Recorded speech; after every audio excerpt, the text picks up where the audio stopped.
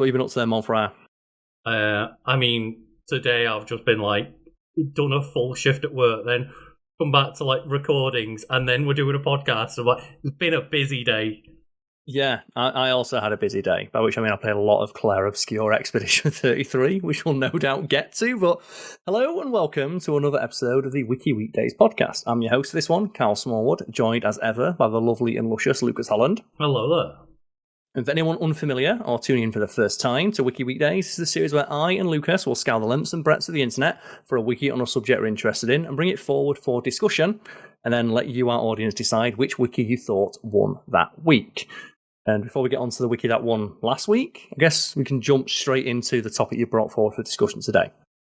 Yeah, so today at the time of recording on the day where a Pokemon Presents just happened, and I was like, I know that I want to talk about something Pokemon, and then I watched it, and they were like, hey, do you like Pokemon mobile games? I was like, there wasn't really that much to talk about from there. However, they did, double down on announcing that, hey, we've got a release date for Pokemon Concierge Season 2. So I thought I'd just bring up the wiki for Pokemon Concierge itself, the first season. I've seen a couple episodes, and it is adorable. That's the thing, right? Is it's just so adorable and so charming. You look at it and go, why doesn't every episode look like this? Then you look at the making of it. It's a huge ball ache to make anything that looks this good. Yeah, that's the thing, is it's a Japanese stop-motion original net animation, and it's stop motion. The more I learn about stop motion, the more I'm so glad I don't do this. Yes. But I'm glad someone out there has the patience to do it, because it sounds like a ball ache. And speaking of, stop motion itself, one of the things that I'm so glad that, they're doing is stop motion, because they also announced, hey, we're going to do a Sirfetch'd and Pichu show from Aardman. That is so perfect. Aardman animation. They might have one of the strongest release to Oscar ratios of any studio in existence. Yeah. They released a short, the first short they ever made, that was feature length, immediately got them nominated for an Oscar. Yeah. Everything they've done is absolutely fucking rock solid, and including Flushed Away. Fair. I haven't watched that one in a long time. But if people are confused about who Aardman are, they're the people who made Wallace and Gromit. And AKA one of the best British exports ever. It's that and Mr. Bean, right? It's the only two things that make me proud to be British. And I love the fact that, hey, we don't care whether it's relevant right now. We're putting our Pokemon series in the Galar region because it's based in the UK. If you're going to get Aardman, you do whatever they say, right? Yeah. If they say we want Sirfetch'd to be in charge, Sirfetch'd is going to be in charge. I love that pick of it's a pretty cool Pokemon, but it's not one of the mascot Pokemon, and that's why Pichu's there, right? Is they've got to have something that's yellow and electric looking. So they can get the people in, but I am a big fan. I like Farfetch'd. I was always a fan of Farfetch'd, because the gimmick of Pokemon saying their own names. With Fetch'd, I always liked that he said Fetch Farfetch'd. And I just love, he's based on that legend of a duck that comes with its own seasoning. Which is literally a Simpsons joke where Homer puts a plate of stuffing and cranberry sauce on in the middle of the woods. It's do you really think a turkey's going to lie down there and let you shoot it? And he's I would. And unfortunately, I will mention for the video watchers, Karl is unfortunately not quite as crisp as the Aardman animation at the moment. Yeah, I'm dimension. I'm sorry, but I'm reporting from a sauna, apparently. We got Karl unblurred until the moment we pressed record, so I'm sorry, but we just, at some point we have to just record. Okay, yeah, but yes. Getting back to Aardman and stop motion, all I can think in regards to how much of a pain in the ass stop motion is, I just think of that episode of Parks and Rec where Ben tries to make the stop motion, and you get he works on it for a week, and you get 3 seconds, and he just looks and goes, "I've wasted a week of my life." It's that's not even an exaggeration. That's how long it takes. Yeah. It takes that long. It really does. And even when you get to the point of Aardman level where they are, the finest at their craft, I think it's fair to say. I don't think there's anyone out there doing it better than them. No. Not with plasticine especially. Yeah. They've got everything down to, an absolute just full system where they know exactly what they're doing. And even then, it's like, oh yeah, that Sirfetch'd show's coming out in 2027 because this shit just takes a long time. It does, yeah. It's as close as we're going to get. I know we still get hand-drawn animation. Like, there's a lot of, like, corners cut with hand-drawn animation now. I don't think we've had, like, a true everything is hand-drawn in a while. That was always, like, a section that cuts to 3D, or there's some corners cut. You can't cut corners with stop motion. I don't know how much, of Studio Ghibli would be completely hand-drawn still. I guess there's probably some anime out there, right? There's probably something. But you know what? in terms of the my westernization is showing. I apologize. Should apologize, but yeah, Karl, I think Pokemon Concierge is not only adorable and very sweet, I think it's also such a millennial show, which, considering this is a Pokemon thing, is quite funny because obviously they normally aim most things directly at kids, and this is still great for kids to just see the Pokemon and what. Well, yeah, it's like just the fact it's colourful, bright and colourful, you're getting the kids in, right? Yeah. And I think recently, and you might be able to tell me exactly what I'm thinking of here, but there's a bunch of Pokemon shorts that show you like Pokemon, how they live in like the world. And I distinctly recall there's like a short about like a little girl who visits her grandparents who's got a Slugma. Right, okay. I can't remember what specifically it's from. Someone in the audience probably screaming. Frantically typing out in the comments. But she goes to like her grandparents' house and it shows you how the Pokemon world works. So, here are the Pokemon that help us run our house. It's like, why is it so warm in here when it's so cold outside?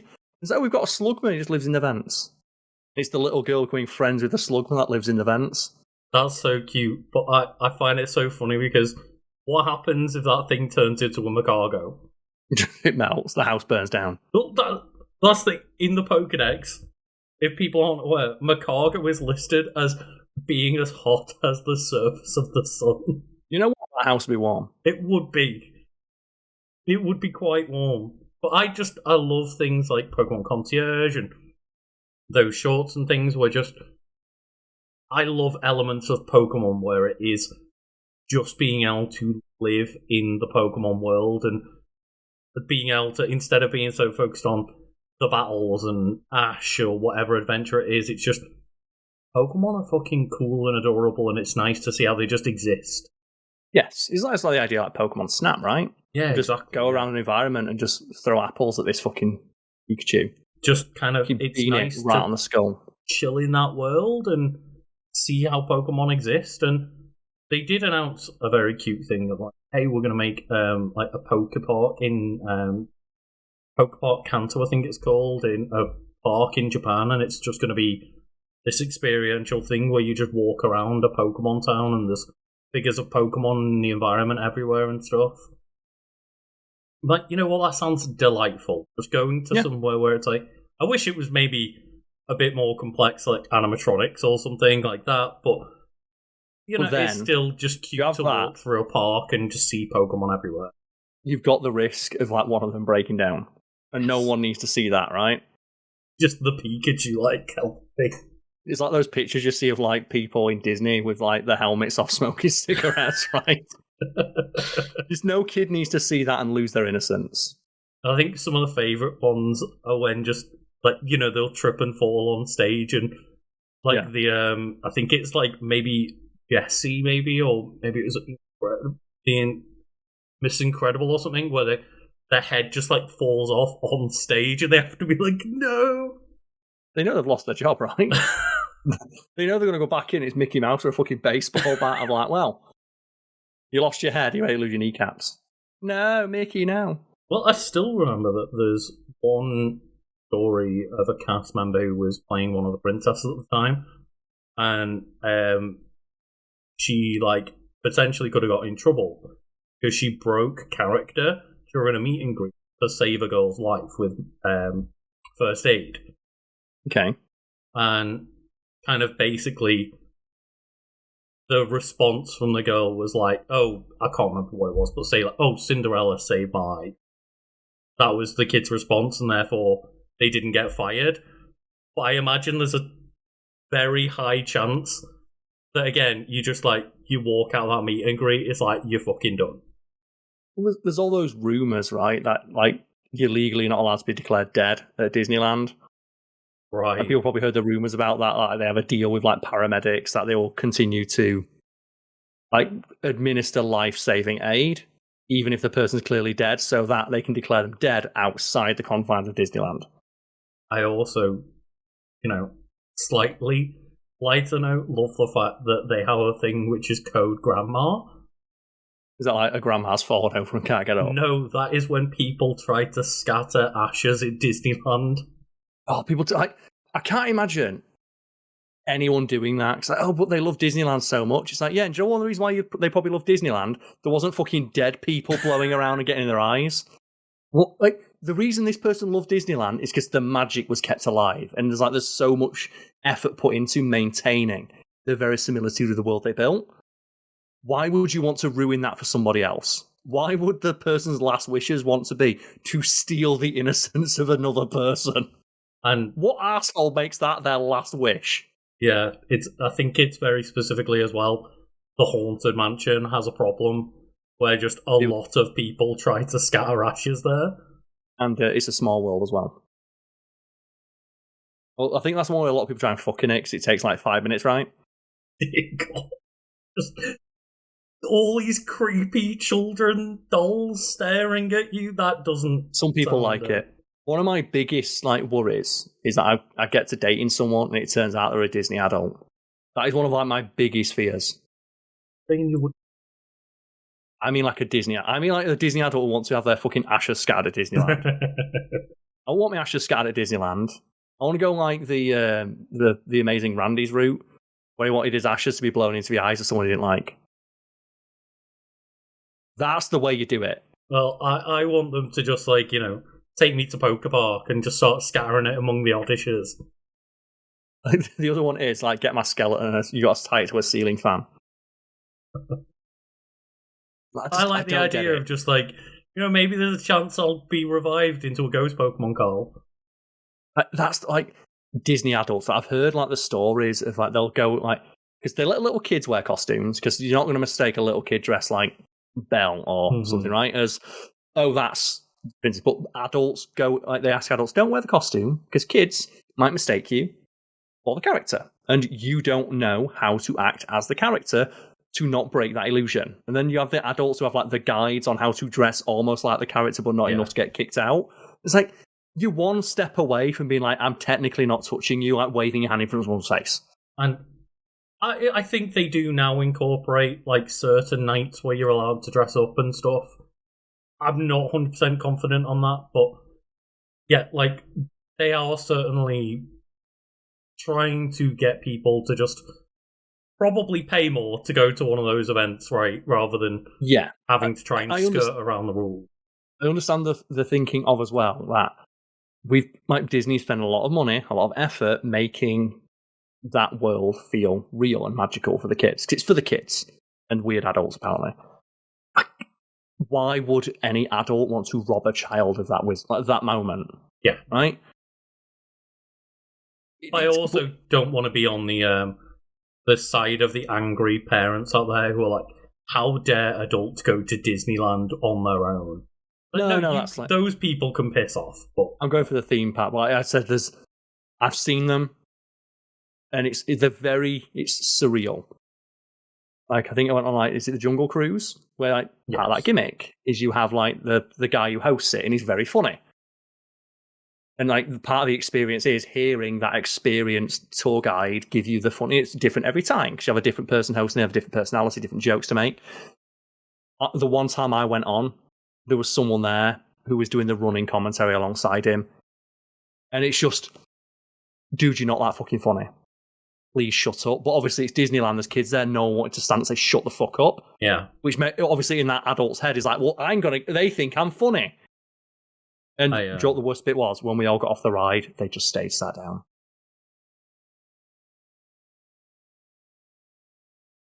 I mean, that face says it all, right? Yeah. Those kind of Jungle Cruise kind of things remind me as ever about always just like the part of the episode where like Frank hijacks a boat on a river tour, and they're all like, "What's going on?" And he just starts telling like random stories about his own life or making shit completely up, and they're like war stories from his dating life. And him just talking about like is a picking whore. up. Like, he starts talking about how he picks up prostitutes and stuff. And what a legend. But anyway, we're not talking about prostitutes right now, Carl. We're talking about Pokemon. And I say that this is a millennial story because it says the series focuses on a woman named Haru who is down on her luck and visits a resort known as the Pokemon Resort. And essentially it's just she's reached burnout with a career that she doesn't care about and has become depressed. Another Japanese show about a person who's just bored with their career and is not finding fulfillment in it anymore, but doesn't want to settle down and get married. Yeah, so instead they become a Pokemon concierge at the resort, working on the island in order to care for its Pokemon visitors. And I love the idea of, hey, I'm essentially dropping off my Pokemon at a resort to let them get like a spa holiday, essentially. Which was like, pet hotels, right? Yeah, it's a really cute idea, and it's incredibly well done with all of like the it has like 4 episodes and they're all between 14 and 20 minutes, and it's just Pokemon and humans getting along and enjoying a good time. And also Psyduck is there causing carnage. Well, it's great because like everyone, something we talked about in the past is that everyone has a favourite Pokemon. Like no matter how obscure or stupid you think a Pokemon is, it's someone's favourite. Well, two of the Pokemon on the front cover here, or 3 of them, sorry, they've got all 3, is the Pansear, Pansage, and Panpour, which are those 3 elemental except for those. They're the exceptions to someone's favourite. No one's favourite Pokemon is Pansage. I'm going to say it. If someone's favourite Pokemon is Pansage, you're wrong. Do you remember, what terrible little monkey designs. This is so awful. Like, I remember when like Bulbapedia did this, where they said, "Oh, we looked at the statistics for the site and we've tracked what is the least popular Pokemon in terms of who's looking it up." And it was like, I think the middle evolution of one of the shitty birds. Yeah, like Tranquil or something like that. It was one of them, right? Yeah. What do you think is the most forgotten Pokemon? And you can't say Finneon. No, like the most nothing Pokemon, because I think it is like Pansage, Pansear, and no, because they're memorably bad, right? But like they're so pointless because they were so obviously designed to try and it's for that game. We made it easier so you can get another Fire, Water, or Grass type to round out the trio straight away. And I will say that I have way bigger problems with the evolutions designs. The first forms are fine. Inoffensive. Yeah. I don't the think one that has like the stupid fucking the stupid fucking water dreadlocks looks awful.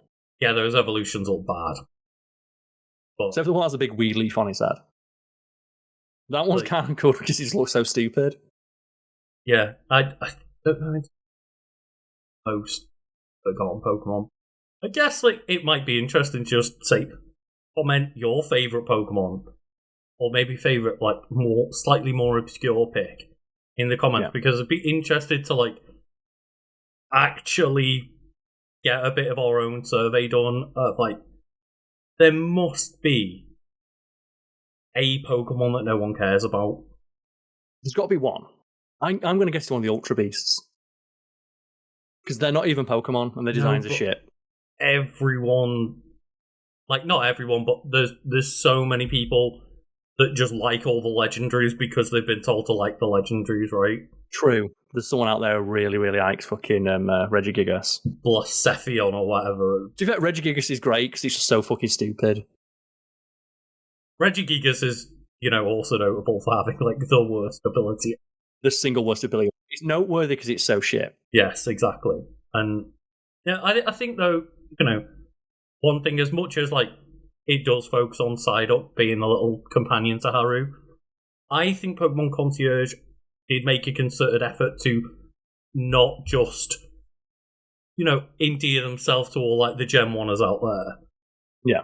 Because so many things are like, well, you like Charizard and Pikachu, right? And you've made 900 other Pokemon. Put some of them in. Put Finny on him. Get a chance. Maybe I'll like it this time. I do appreciate that Pokemon Concierge, it made an actual effort to stray away from just the main mascots, and I'm hoping that the Sirfetch'd one seemingly will as well, with it being... Aardman's going to have so much fun with it. Sirfetch'd, yeah. Like, one of the things they do with all their animations is try and like push the boundaries of like what stop motion and claymation can do. Yeah. They're probably going to pick some like Scorch just to see if they can fucking do it. I don't think Galar's got particularly the strongest Pokedex, but it's got a lot of weirdos in it. Yeah, I think they're going to like put some real like deep pulls of Pokemon in there just to see if they can render them realistically in claymation.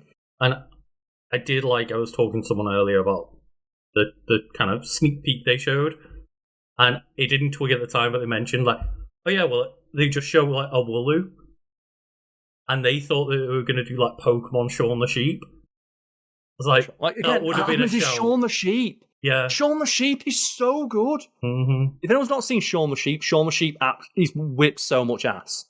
One of the best like shows ever. It's like it's Mr. Bean, but Mr. Bean's a sheep. Yeah, and that's the thing is like they legitimately could have done just like Wooloo the sheep. Well, look at the amount of character. Like, there's been like a lot talked about like Wallace and Gromit. That Gromit is one of the best like straight men in comedy, and he doesn't fucking speak. But there's so much characterization given to Gromit, just entirely through emotion shown on his entirely claymation face. And I think it's like with the fucking Feathers McGraw pulls out the gun. Right? So they made a penguin, a fucking penguin, the most threatening villain in cinema, and it just and it's like two like beady eyes and a beak that doesn't move. And that's the thing, right? It's like Gromit's basically some eyes and a unibrow. In terms of the expressive part of it, it's basically just that. Yeah, but they give so much emotion to it. I think too, it might have been Chuck Jones of like Looney Tunes, or it might have been like something from Warner Bros. Where it's about giving feeling to an animated character, and they prove that you can do it with something as simple as a circle. Right. Okay. Yeah. You think, well, how do you give a circle characterization? They show like the way it bounces, and they show you can show it nervously bouncing, like excitedly bouncing with no noise, just the animation of it moving, and you can get across so much with just that. And I think as well, it really is an art form. Kind of the opposite idea to that is that you can give anything as simple as like a square a persona, right? I think of Thomas Was Alone. Thomas Was Alone, yeah. Just that's all like cubes and rectangles, right? It's just coloured different cubes and like squares and rectangles and stuff. But they do such good narrative work that almost immediately you start feeling sorry for these characters where it's like, yeah, Thomas was alone. I think it's IKEA. There's a really iconic IKEA ad, I believe, where it's about a lamp, and it's called like The Lonely Lamp or something like that. Right. And when the ad company who made it pitched it to IKEA, they were like, well, why would anyone give a shit about a lamp? They made the ad, sent it to IKEA, and IKEA asked, oh, can we have the lamp to put in our offices? And oh, you missed it then, do you? I thought you said no one would like the lamp. And IKEA got mad that they couldn't have the lamp from the ad. And that's how the ad can like prove that people would like the lamp. Cool. Yeah. Sure. But, you know. It's really good. And there's also like the Kuleshov effect, I believe it's called. It's Russian, so I'm not sure how to pronounce it, but it's it's the use of juxtaposition to create meaning between two unrelated images. So the example that they use is it's an actor, I think it's something Kuleshov, where it's like, you know, he's looking, and they show you a picture of him next to some soup. Oh, he's hungry. Yes. Oh, here he is looking. It's a coffin. Oh, he's sad. Oh, it's like, you know, it's a young girl playing in a field. Oh, he's happy. The guy's expression doesn't change. Only what you think they're reacting to, and you create the meaning in your head. They just infer meaning through the context that they're showing it. Yeah. I'm probably pronouncing it really, really poorly, but like that's, again, like you said, that Thomas was alone. Okay, well, why would I give a shit about a square? Well, let's combine it with movement, with text, music, all those working in tandem. Those individual elements, divorce from one another. Maybe you don't get across that narrative, but combined, they absolutely do. And it reminds me of a bit in the pilot episode of Community. Jeff is like, "Oh hey, I've got a pencil here. And all I need to do is tell you that this pencil's called like Simon." And then he goes and snaps the pencil. He's like, "Now Simon's dead." And they're like, "Oh, not Simon." But yeah, just immediately, just the moment I give it a name. You can't, right? There's a great tweet about it. It was like, you can't anthropomorphize things that you own because it can ruin your life. I've kept a backpack for 15 years, so I was going to throw it away, and my husband said in a cartoon voice, "Where am I going?" And she couldn't throw it away. It was like, I've got like a stuffed animal behind me. I've got Snoot. Have I ever told the story of Snoot? Should I grab Snoot? You can grab Snoot. Yeah, I can grab Snoot. Give me a sec. Let's grab. I'm not sure that Snoot's backstory has been explored on Wiki Weekends. Right, so yeah, we can explain this. This is Snoot. He's an anteater, a very cute looking anteater, right? This is not mine. It was with my ex's. And like we got it, we went to the zoo together. And when we broke up, I said, like, "Okay, you come round, you grab whatever you want, leave anything you don't want to take with you in a bag, I'll throw it away." Went to the pub, came back, like some bags left behind. Went to pick up like a carrier bag full of stuff, and I just felt like it was something stiff. And what the fuck's that? And I opened up the bag, and this happened. I was looking directly into the eyes of this anteater, and I went, "I don't give a fuck," but something about like him just being in a bin bag and being thrown away in that moment, I can't do that. I can't do that to you, Snoot. So I pulled him out of the bag and I saved him, and I've decided to keep him. Very cute Snoot. I just felt so in that moment, even though I know it's a stuffed animal, just something about the idea of throwing it away. Mm-hmm. Yeah, just really got to me, so I kept him. And like, shout outs to my ex as well, because like that story has got me. Women are putting in your hands while you're telling that story. Like women love the Snoot. Look at him. Like you're looking at those eyes and you tell me the eyes of the Snoot, the blurry eyes of Snoot. That's what I saw. Yeah, just awesome. But yeah, I was just going down to the cast here, and yes, you'll say that in Japanese, the main character Haru is voiced by Rina Nonan, I want to say, also known as Non. Did I know them? But, well, I was going to say the English actor is Karen Fukuhara. Oh, Karen Fukuhara. She's a great voice actress. Yeah, no, really is, yeah. Most people probably recognise her as like Kimiko from The Boys, a character who doesn't speak, which is not great because Karen Fukuhara is a genuinely fantastic voice actress. Yeah, She's really were in... Was it the She-Ra show that you said they were really good She-Ra Princess of Power, yeah, she plays Glimmer. She's really good as Glimmer.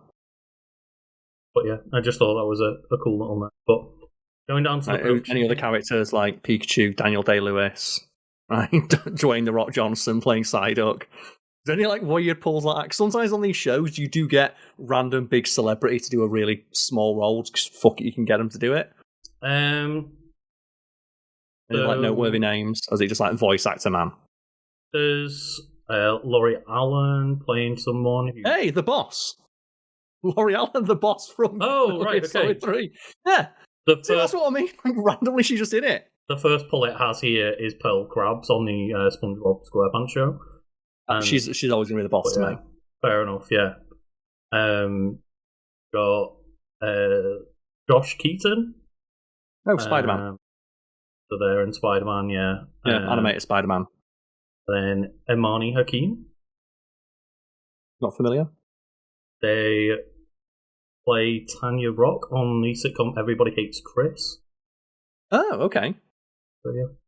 Well, she's like a little kid in that, so good for her. Still, like, getting roles like 15 years later. But yeah, that's like the main 4 cast members. Like, I think most of the cast are just cute Pokemon, right?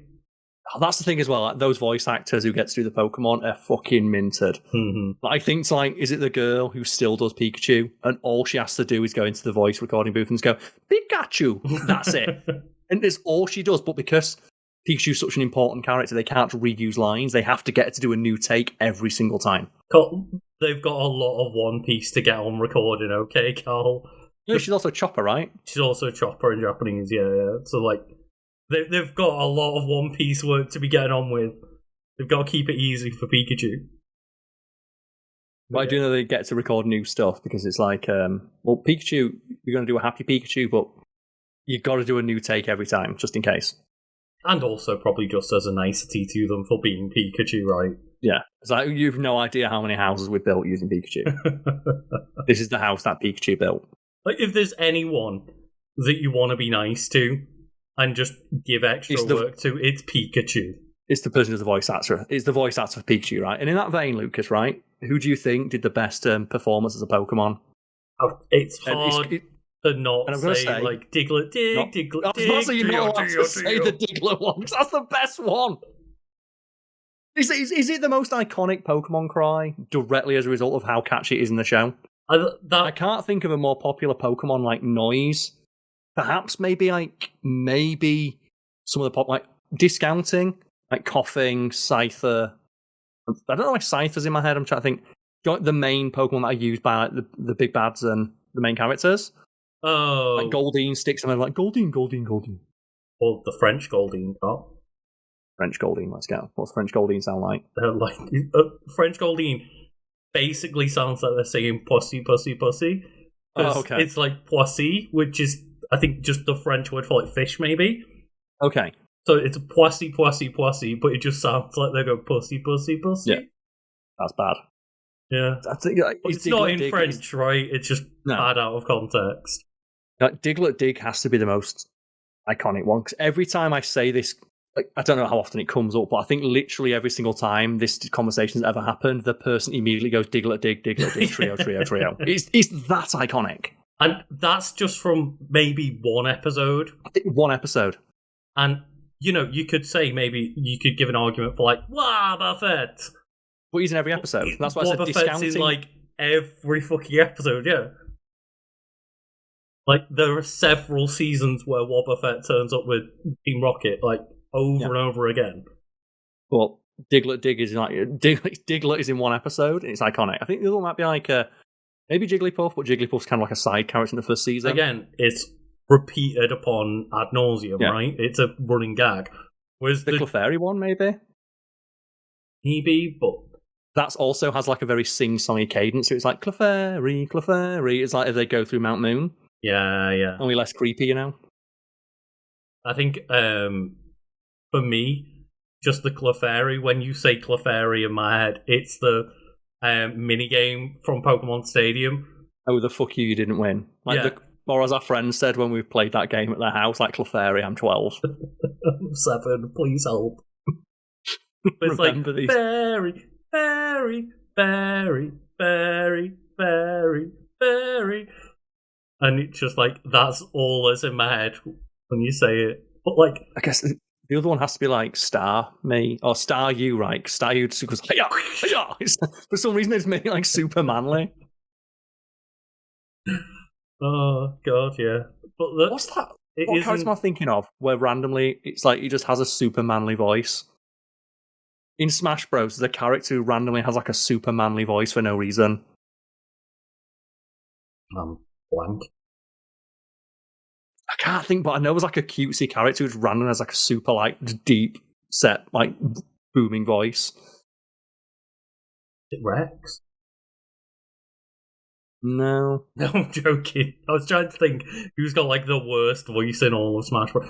To be fair, maybe the Pokemon trainer, like the male Pokemon trainer, like you can do it, Charizard. It's like, is it Incineroar? Because like, Incineroar, I'm like just whoever did Incineroar's voice lines, fucking went for it. No, it's Ivysaur. Ivysaur, the fucking man. Because like Squirtle's like Squirtle, and like Charizard's like a dinosaur, so it roars. But for some reason, the voice actor for Ivy's like, Ivysaur. It's so manly. He just got like fucking the 45-year-old chain-smoking janitor in. Like, can you say Ivysaur? It's like, Ivysaur. Yeah, no, you're very right. I just remember that there's a character in Smash Bros. And I guess it's fitting it's a Pokemon who just randomly has like a really deep, manly-sounding voice that does not fit the character. No, like, they're on levels of manliness in terms of the voice acting with, like, Ganondorf. Yeah, like they've got a deeper set voice than Ganondorf, the King of Evil. It makes sense with Incineroar, because Incineroar's like fully fucking grown. It's a fucking wrestle tiger. It's a wrestling cat, yeah. Yeah, so when it's like Incineroar, it makes sense. When it's just Ivy. It's so weird. We're not joking. No, we're not. But like Ivysaur going through the most puberty ever experienced. It's fitting, right? Ivysaur's bulb dropped. Oh no, don't do it. But anyway, Karl, going on to production, it does say here that discussions with Netflix to produce a Pokemon series began in 2019 while the Pokemon company was working on the film Detective Pikachu.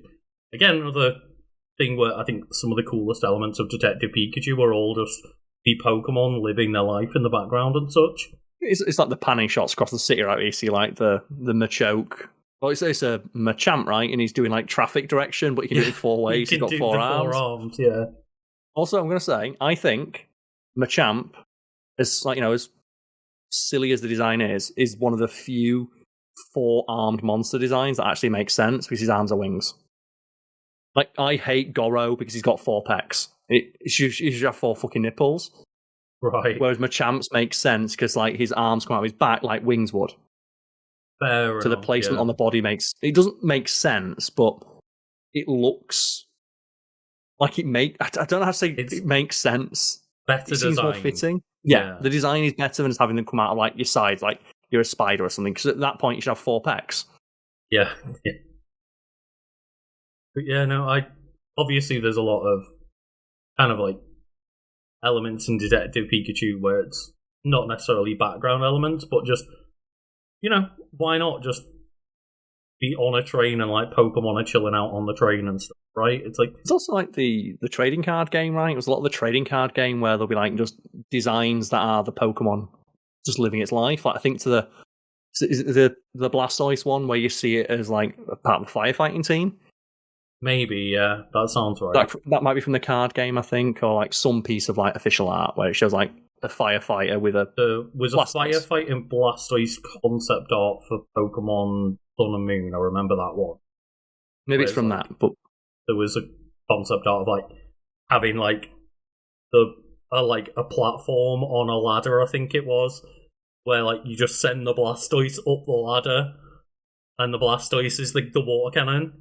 Yeah. So I do like when they try and make the world make sense. Another one is definitely in the trading card game. One of like the full art print cards they have is a character from one of the games who takes photos, and then their Pokemon, I think it's their Growlithe maybe, is the photo that they took. So it's like a pair of cards that you can play.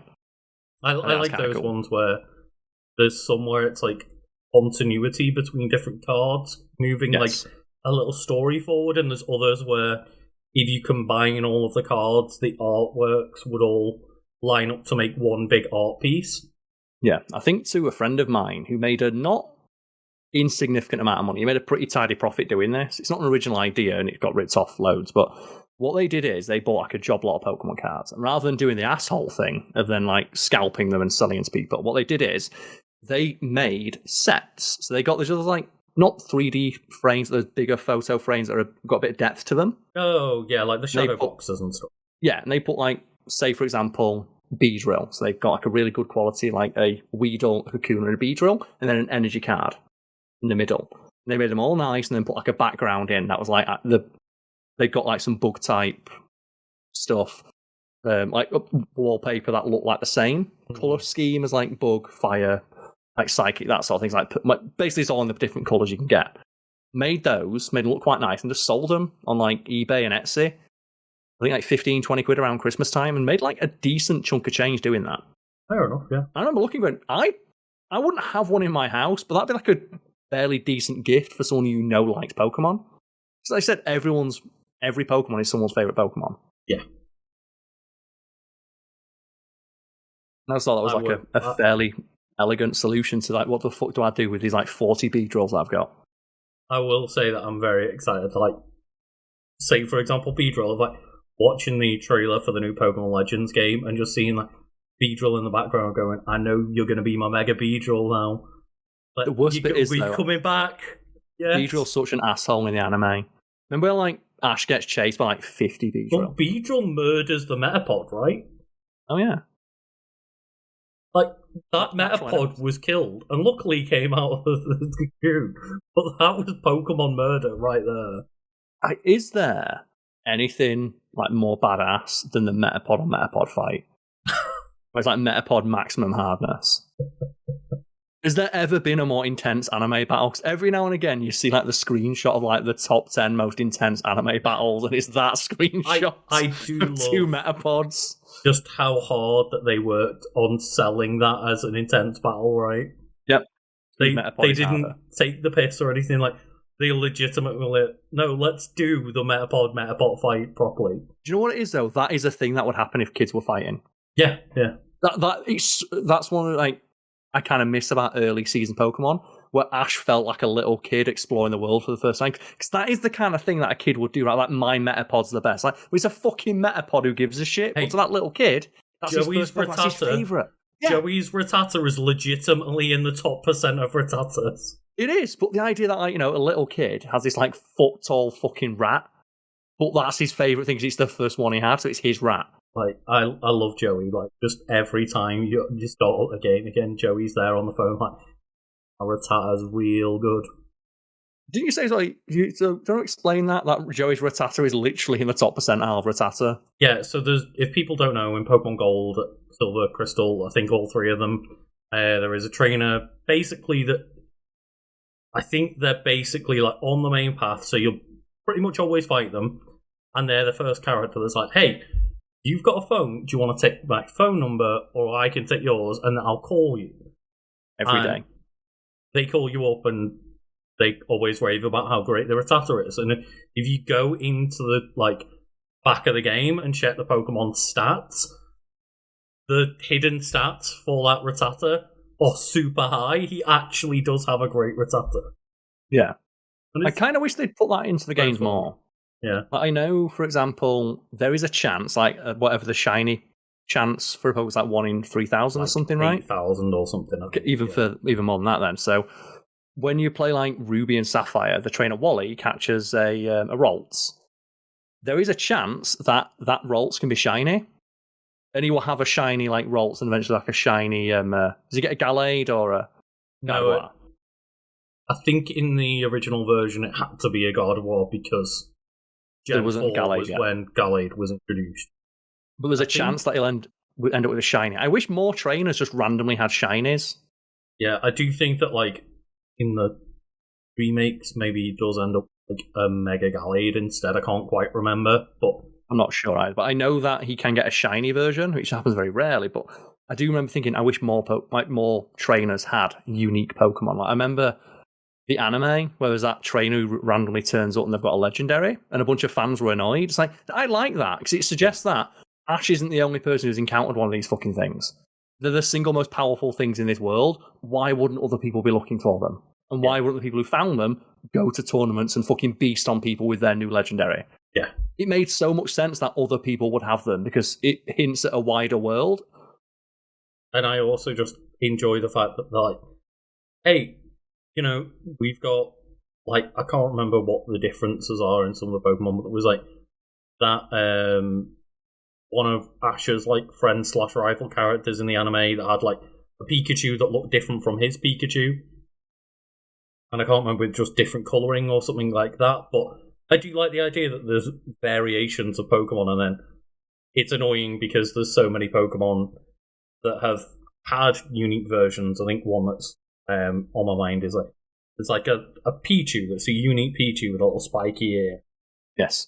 And that was like an event Pichu, but because they don't want to like keep having to update that unique model for nobody, that is just a Pichu that has to just sit in Pokemon Home and can never be put in a game ever again. It was like surfing Pikachu, right?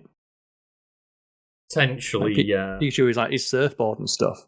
Unique stuff. But I do wish like more trainers in the world had, if not unique Pokemon, just every now and again if you bumped into a trainer who had like a shiny. Mm-hmm. It's like, especially if it made sense like the trainer type, like do the like collectors or the Pokemaniacs. Yeah, they could. I think it makes sense if they had them. Make them shiny hunters, right?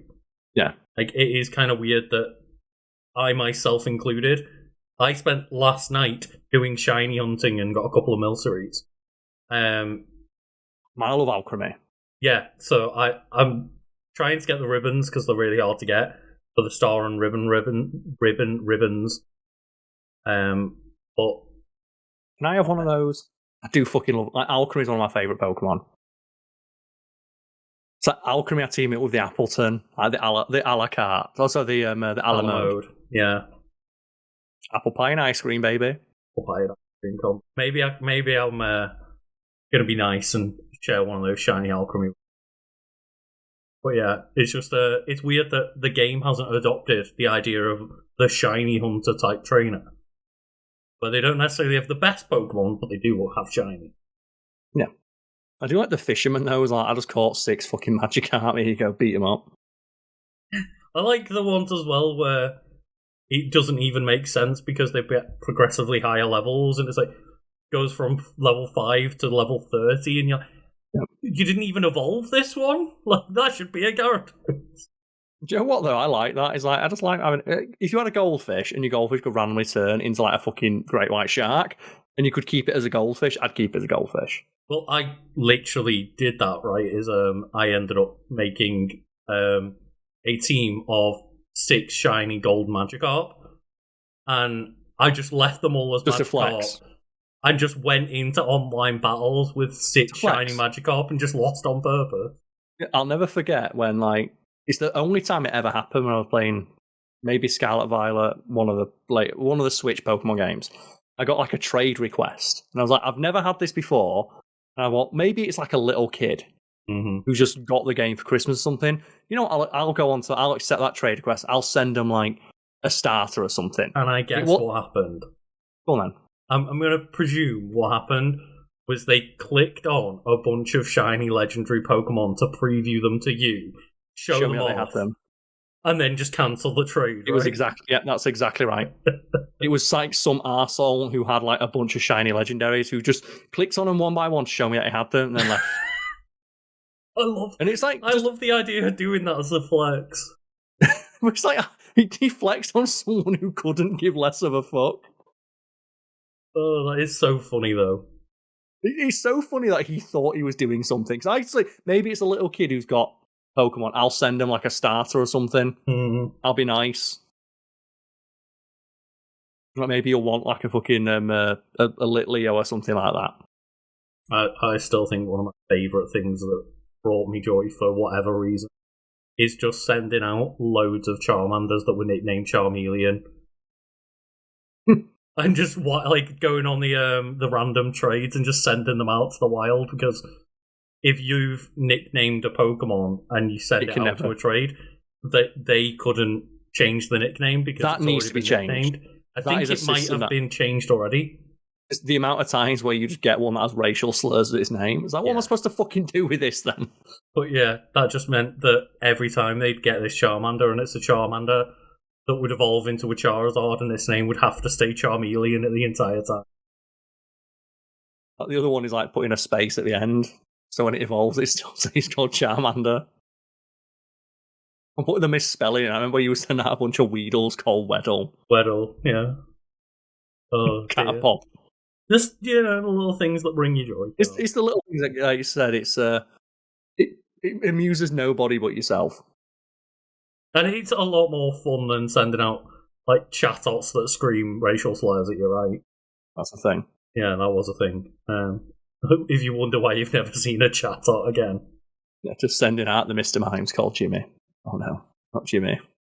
But anyway, going back to the little last bit on production here, just saying that it uses stop motion animation and resulted in over 80,000 unique frames for the 4 episodes.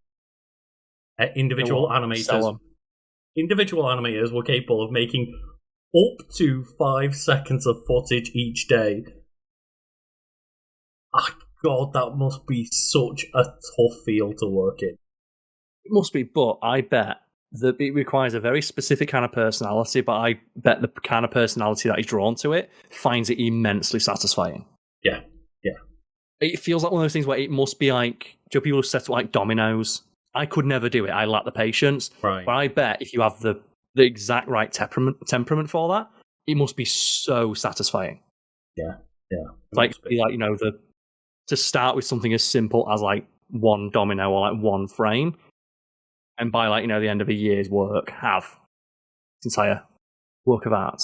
And you just got a house where you just can't move. Oh no, you're just stuck in the corner after it's done. Like, dear God. But one of the stories that I think sums up how much of it's the pain in the ball sack, like stop motion animation is A Nightmare Before Christmas. It's why people say it's a Tim Burton movie. It's not a Tim Burton movie. He wasn't the director. By Tim Burton. Yeah, there's a story told by the studio who were making that, where Tim Burton came in, saw all the models, was like, "Yeah, these look great. These look like my drawings. Fantastic. I'll come back in a couple of weeks." He came back in a couple of weeks, asked them what progress they'd made, and they showed him like 10 seconds of footage. And they said that Tim Burton stormed out of the room and kicked a hole in the wall. Because he's just that much of an arsehole. And the detail that I love from the story is they said, yeah, he wears Doc Martens that are 4 sizes too big with newspaper in the end. And just one of the people went outside and went, if you do that again, Tim, I'll kick the fuck out of you. Don't come back. And just Tim never came back because that like animator said, I will kick the fuck out of you if you do that again. Yeah. And they like put a frame around that like hole in the wall and just called it a tribute to fragile masculinity or something like that. And Tim never came back. And, speaking of like the difficulty of yes.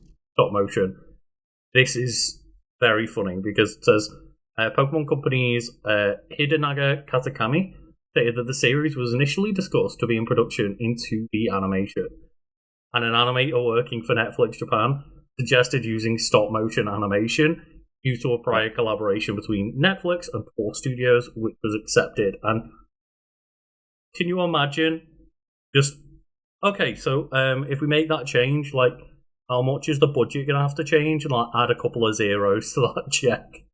It's like the kid who at the end of class, right? It's like, hey, teacher, you didn't give us any homework. You just made like 2 years more work for us. Yeah, literally just made that project go from like, yeah, we're just going to make a nice little 2D animation thing to, how about this just hear me out. We make this the most difficult thing possible. It's wild that everything that's not one of the Pokemon mainline games looks way better. Oh, yeah. There's so much art and craft and love and care that goes into it. Then you look at the games, it's like, wow, this looks like shit. And still does, even running on a Switch 2. I can't believe the people who were doing streams of Pokemon Scarlet and Violet on Switch 2 and go, man, this game looks beautiful now. It's like, no, just because the windmills move like windmills now, it doesn't make it a pretty game. So that game can run like Donkey Kong Bonanza, right? And Breath of the Wild and Tears of the Kingdom. Right, is when you look at the difference between Tears of the Kingdom and Pokemon Scarlet and Violet and go, oh, these are running on the same console. When you look at it like Hades and Pokemon, it's like one of these is like a small indie studio. One of these is like one of the biggest companies on Earth, and it's like they've got infinite money to polish something. So that's Hades, right? And even when you look at like new Pokemon Snap, you're like, man, this game is beautiful and charming. But what does the mainline game look like? Oh. Do you think one day we're ever going to get the thing that we all want, which is like the Okami style Pokemon game that's like in the vein of all the original Super Mario art? We're never going to get it, are we? Never going to get that. And for some reason, if we did, it would be the monkey's paw of like, oh, it's actually a mobile gacha game. Oh, that's like, yeah. Like Metal Gear 3, right? Where Konami announced, oh yeah, we've re-rendered every single one of Metal Gear Solid 3's cutscenes in the new, like I think it's the Fox engine. Right. And they look fucking incredible. And I was like, holy shit. Oh yeah, it was for the pachinko machine. For the pachinko machine. Yeah. It's like, we remade every cutscene in like the most D you've ever seen them. And it's like, now we're getting obviously the Metal Gear Delta. But I remember for years, the only way to watch like remastered, redone versions of the Metal Gear Solid 3 cutscenes was to play a pachinko machine. And they look so good. And it's also, you can gamble your money away. Just like, show me what the boss looks like. No. It looks so good. I think it looked better than Delta, if I'm honest. Probably, yeah. Oh dear. But Karl, I think that's a good place to leave it for Pokemon Concierge, and if you don't mind. Okay, no problem. Back in a sec. So, Karl, I just realised that, like, all of this time we were talking about Pokemon. And Okay. I forgot to mention that I got, like, a little cute Nintendo reward thing today in the post. And So, just, you're just going to show me your post? I'm just gonna show you the back of my phone. Cheers. It's just a little Piplup little ring on the back of my phone. And it's just one of those of like, oh yeah, I literally got a little Pokemon gift from Nintendo today. Do you know what? I will always remember Piplup. It's one of the hardest I've ever laughed. You know exactly what I'm going to say. Is we were playing like Super Smash Bros. Brawl on the Bridge of Eldin, which is a very flat stage. And it's ginormous. Yeah. And we were playing like 4-player Smash, and someone threw a Pokeball and a Piplup came up, and Piplup's attack is it just rushes across the stage. But it was, and I just remember it got everyone except the person who threw it. And we were like, 7 seconds where we had to watch us get dragged off the stage, and all I heard was, Piplup, no! It was just you screaming. Oh God, yeah, I very remember as well. Very the much second remember. I said it, you started laughing. Yeah. Oh, that's a burned in the brain It's Smash in Bros. there forever. Moment. I'll never forget it. Piplup, no! Piplup, no! Oh, just decimated us. Speaking of small, cute animals, if you're watching the video version of this stream, or this podcast, I should say, you may notice that there is an animal staring at you. Our Pet of the Week. So Pet of the Week is a gimmick we have for anyone who's joined our Discord and our Patreon. So if you join our Patreon, it's like, with any tier, you get the ability to post images in the Discord, you post memes, or preferably pictures of your pets. The bluer the better. And if you join our Discord, you can vote on those pictures of pets. The bluer the better. And this week's winner is Minnie. Yeah, and as Homer Simpson would say, the two most beautiful words in the English language, right? Default, yes. It was the only submission for this week. Admittedly, we are recording earlier than we normally would. We are. Maybe we're going to get a bunch of submissions tomorrow. But yeah, Default is the winner for this week. Or Minnie winning by default. So hell goddamn, yeah. That's not to... it's not to asperge Minnie in any way. It's just... He's not, yeah. Casting no dispersions on Minnie. If you want to post in the Discord, you might win by default, and your pet, or just an animal that you took a picture of, will be proudly displayed and mentioned on the podcast. So yeah, you got your chance over there. I always say the bluer the better. Like no one's managed to get a picture of a bird flying past their window yet, but I'm waiting. Someone's going to pull it off. And speaking of going to our Discord and voting on things, you can also vote on which wiki you thought won this week. So just wait until you've heard the entire episode if you're going to vote on this episode, and also don't pick the topic you think that you personally find that's the thing I like. Pick the topic you thought inspired the best discussion. And the funniest discussion, the most entertaining, educational, whichever criteria you use, just don't pick your favourite. I am going to spoil next week's episode and say that Karl has already won. Like, this week, you're going to win for next week's episode. I just know it's going to happen. Oh, okay. You're going to call that shot now. Okay, for the topic we picked. I'm calling that shot right now. Pokemon Concierge is also an incredibly great piece of media. Oh no, it is. It'll be hard for people to decide. And I do think we had a fun discussion, don't get me wrong, but I am bursting at the seams to talk to you about the next subject. So okay, so I guess, we'll get into that as soon as we can, but before that, the two wikis you brought forward for discussion last week were, I brought forward Ray Barone from the series Everybody Loves Raymond, and Lucas brought forward what? DK Donkey Kong. The arcade and you know game. What? Yeah, the arcade game. And you know what? This week we both winners, Lucas, because there was a draw. I consider that we both won. We are both equally good. That's the thing. Glass half full approach, right? Not that we both lost. We just both brought good discussions on. Yeah, like people couldn't decide which they like more. Perfect. I'm happy with that result. And like the final thing to shout out is like the PPs, our podcast producers, floating around above our heads somewhere. Of course, yeah. If you'd like to be a PP, join a Patreon. Or a big PP where you get a shout out. A big PP. Yeah, you will indeed, yes. But let's jump into my topic now. We've covered it. We don't normally pick subjects that match, but we do try and find like a connective thread between them. And this week, I picked something that is a video game, that fits the Pokemon. You talked about a TV show, but Pokemon is a video game as well. And I picked something that is very French. And you pick concierge. That's the Frenchest word I know. And I can't think of another word that sounds more French than concierge, besides maybe sommelier. We picked one which is Pokemon, where we dunked on how bad a turn-based RPG is with that amount of budget. And then this is the exact opposite. My game of the year. Oh, yeah. Game of the year, straight away. Like, there's... whatever's going to try and top this, fucking good luck. So we're talking about Clair Obscur Expedition 33. And I bought this on your recommendation because I buy one game a month now, and I'm trying to complete it in its entirety, so I can, I fall into the habit of, I think for 2 months straight, it's like I played Helldivers. Right, yeah. Which is a great game, but I didn't play anything new. So each month I'm trying to buy a new game, and this came with a very, very good recommendation from yourself, who you, for a month straight, was like, have you played Clair Obscur yet? I might get around to it, and you're like, play Clair Obscur. I played it. I know that,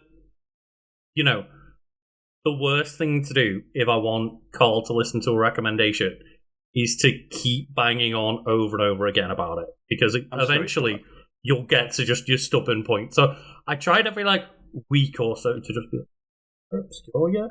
Huh? And I'd heard nothing about it, and I'm glad that I'd heard nothing about it, because that meant I went in completely fresh. Do you recall, Lucas? I said I bought the game. You were like, oh, cool. Let me know what you think. And then about 2 hours later, I just sent you the Danny DeVito gif of I get it now. Yeah, oh my god, I get it now. It's yeah. But at first, I'm getting in there. It's okay. And I kind of see it looks great. This voice acting's good. And then I got into a battle where they started playing fucking dubstep. not trance music as I'm parrying this enemy. It's dun, dun, dun, this is the best thing I've ever played. And should we, before we get into things, just explain... No spoilers. Well, where you're at, and what I did say is that I was like, Karl, can we wait till you beat the game and we can do spoilers? So we're not going to go, heavy into spoilers here as best as we can. Karl hasn't finished the game yet, but is close to endgame, and... I'm at the moment, I'm grinding before the final boss, because I want to beat all the super bosses. So what I said to Karl... The gameplay is that fun. Yeah, I said to Karl, okay, I want to do a second video where we post it on Patreon, for anyone, but just so we're not putting up 2 topics of the same topic back to back, but just... You want to talk about the ending, right? I want to just go full spoilers, but yeah, we'll do that as a secondary, free Patreon video or whatever, when we have the time to, let Karl finish everything and then have that discussion, but... Yeah, right now we're going to keep it more at base level. I finished the game, Karl has not. It's more a broader discussion of just how good it is. So I guess to put us all on the same page, basically this Wikipedia page, Wikipedia's got a back. So Clair Obscur Expedition 33 is a 2025 role-playing video game developed by French studio Sandfall Interactive. It's a studio that's so new, it doesn't even have a blue link on Wikipedia. I believe it's their first game. I'm surprised they don't have a blue link, but yeah, this is mainly, I believe, a bunch of Ubisoft developers that just left being we are so fed up making shitty Ubisoft games. Book this. Well, speaking of which, taking place in a dark fantasy Belle Epoque setting. I hope I'm pronouncing that correctly. There's a lot of French words here that I might not be entirely familiar with the pronunciation of, as much of the game as I played. The game follows the volunteers of Expedition 33 as they set out to destroy the Paintress, a being causing the yearly gommage, which erases those at or above an ever-decreasing age. Yep, and just from second one, I was completely in. Yeah, right. And it is so rare I get that, of I put it in, and I'm getting the first thing that hits me is the music. I'm like, fuck, this is good. So that is a good song. It's really funny as well, of just the composer of the game, right, is just a person who, the director, found their SoundCloud and was like, this person fucking rocks. Whoever they got is amazing. Because, second one, you get the music, I'm like, okay, that's good. I'm in. Because, it reminds me, and is undoubtedly an inspiration, Final Fantasy. When you boot up Final Fantasy and you get the big splash screen, you hear, Prelude. Yeah. Or whatever, remix has been done for that game. It's always Prelude, and Prelude always just whips all kinds of ass. You get, that haunting, operatic soundtrack coming in. boot up the game. Immediately, first thing I was like, this looks incredible. Oh, yeah. This might be one of the best looking games I've ever seen. And I specifically single out one of the things that really struck me. So I'm like, man, this is a really good looking cutscene. But then about like an hour in, I noticed, hang on a second. The character's wearing the costume I made them wear. Yeah. This isn't a pre-rendered cutscene. This is gameplay. Obviously, it's like in-game. How does it look this good? And I don't know what fucking magic they did. Yeah. To get... How many games can you think of where you put a character in a silly costume and they don't wear that costume in a cutscene?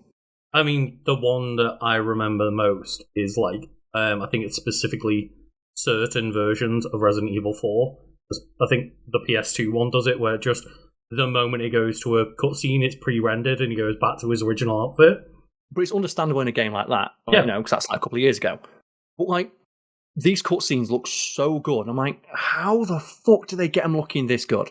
Whatever effects they're putting over it to make it cinematic. Because they do a great thing when you're about to walk up to like, a boss fight, where like the frame gets cropped to make it look like the cinematic framing. Yeah. And that's when the cutscene starts. And with like 2, which are pre-rendered, everything's done in game and it looks fucking incredible. Like whatever magic they did, fair play.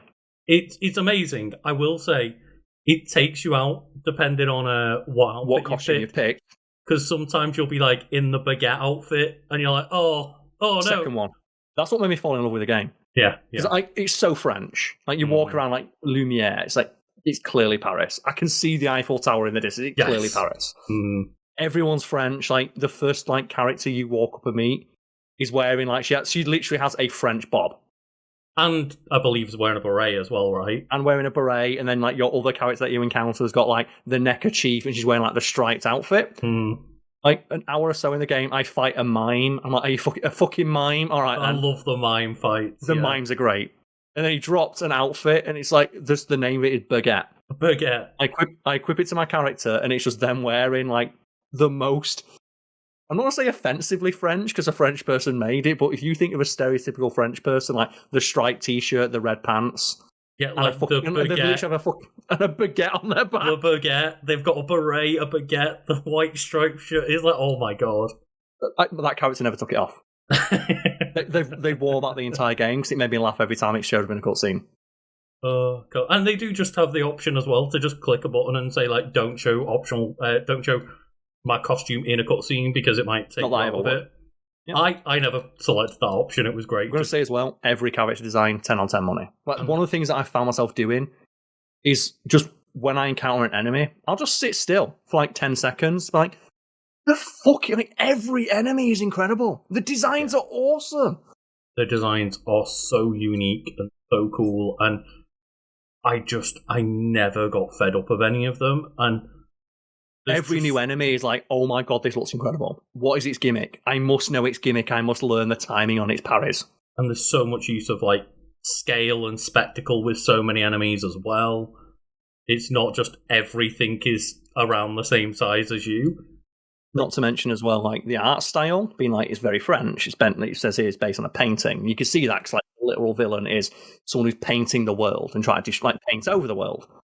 And I love as well, like in battle, when you do like a super move, like you do like paint slashes across the screen. And then sometimes it'll go into black and white. And I did look this up because the word sounded familiar. I was like, what does Clair Obscur mean? It's the French of, I'm going to look it up here. I've got the word in front of me because I don't know how to pronounce this, but it's chiaroscuro. Right.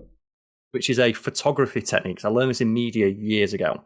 And it's like basically the use of black and white in photography. So chiaroscuro, if I'm pronouncing it correctly, photography is like the use of shadow and light. Right. How that, like, it gets across emotion, and there's certain points in the game when it goes into black and white, and those always look so good. And they're just so effective. And as well, I think like even stuff like dommage, it sounds like a cool term, but in French, I think it literally is to like clear something or something along that line. I do like that every now and again, like French slips in. Like, I've played it in English with us, like merde and stuff like that. They're saying shit in French, but it sounds cooler when they say it in French. Just every now and then you get like the putain. Yeah. And just it's the only things that are French in the English voice cast is just them swearing in French. And hey, It's like that guy in the Matrix stage, right? Swearing in French, like wiping your ass with silk. Yeah, there's a great little outtakes clip that he showed of like them all being in the VA booth of like Charlie Cox trying to figure out how to swear in French properly. And we have here some background, Lucas. The game originated during the COVID-19 pandemic from Glame Broche. I'm assuming that's how it's pronounced. That's how Brad Pitt says it in Inglourious Basterds. Glame. By reaching out to friends and contacts, establishing a 30-person core team who was supported by various subcontractors. That is 30-person team. That is one thing to make note, though. There's a lot of contract work. There's a long credits list. Yes. People were writing articles of like, this game was only made by 30 people. It's like, this game was made by 30 core team members. Yeah. There's a big it just makes you feel bad. The only thing I made during the pandemic is myself weigh 3 stone more. These guys made like one of the best games I've ever played. And it's so nice to hear you say that as well, because I was sitting there going like, man, this is a Final Fantasy Ass inspired game. I know Karl should love this game. The music hits so hard, the story does, the characters do. But I was just sitting there just waiting like, it's like, it's a Final Fantasy X ass game as well. What gets me about the music is that it's so varied. I've not gotten bored of it yet. Like I said, there's like a moment where it's like a dance number, and it makes sense because the person you're fighting is a dancer. And like the character is dancing in time with the music, and like they're throwing their attacks in time with the music. And I'm like, I got to a point where I closed my eyes because it was easier to parry the enemy with my eyes closed. Audio cues, yeah. Just in time with the music. And then there's like, I won't spoil it, was a boss based on like ballet, which was fucking incredible. Yeah. The entire like lead up where just the entire time there's a opera song in the background. It's like there's a dancer, and you can the entire time you're working your way towards the boss, see them in the background dancing. It's beautiful. And like not only, you know, is the music very varied, the actual world itself is so varied from location to location and so interesting looking, but there's one where just I hadn't played the game yet. I was getting around to it. People were like, "Oh, I think it's like I presume pronounced like Goblu," and it's that boss that you fight relatively early on that protects a flower, yes.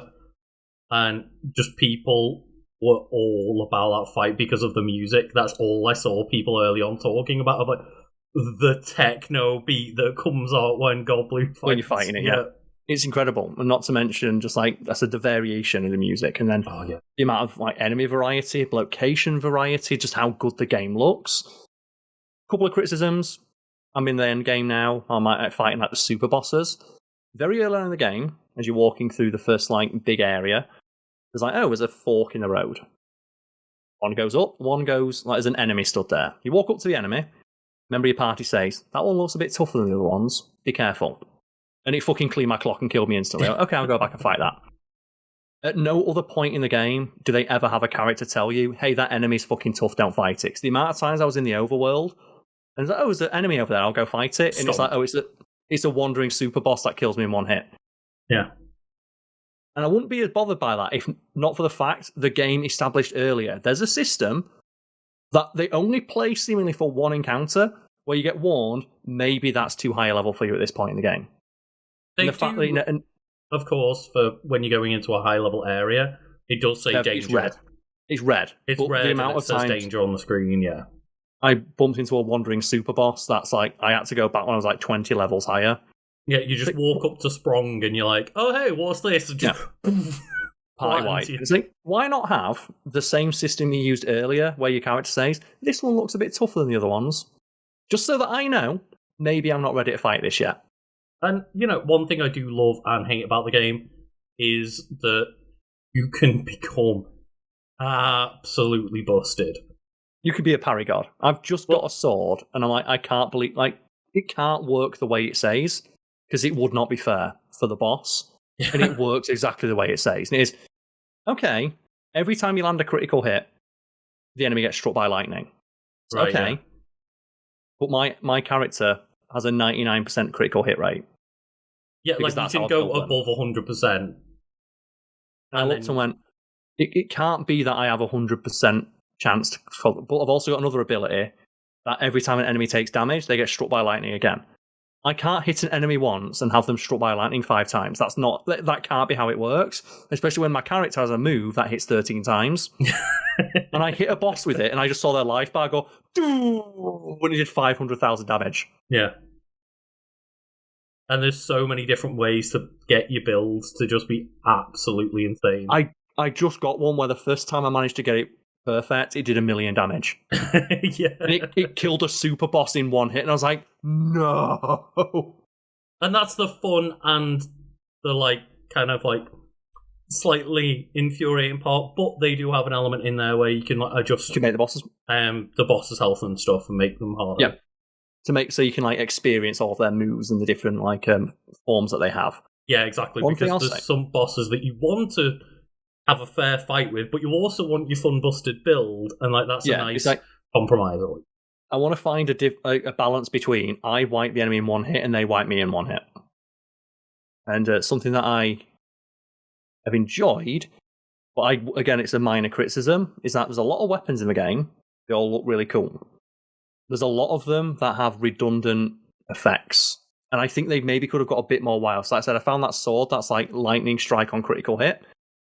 That's the weapon I found that has the most unique effect so far. And it's like an end game weapon I got off a super boss. Yeah. It's like, I wish there was more weapons that had weird, cool effects like that. Because a lot of them are just, this status effect will proc higher, or this one gives you like more damage on this type of attack.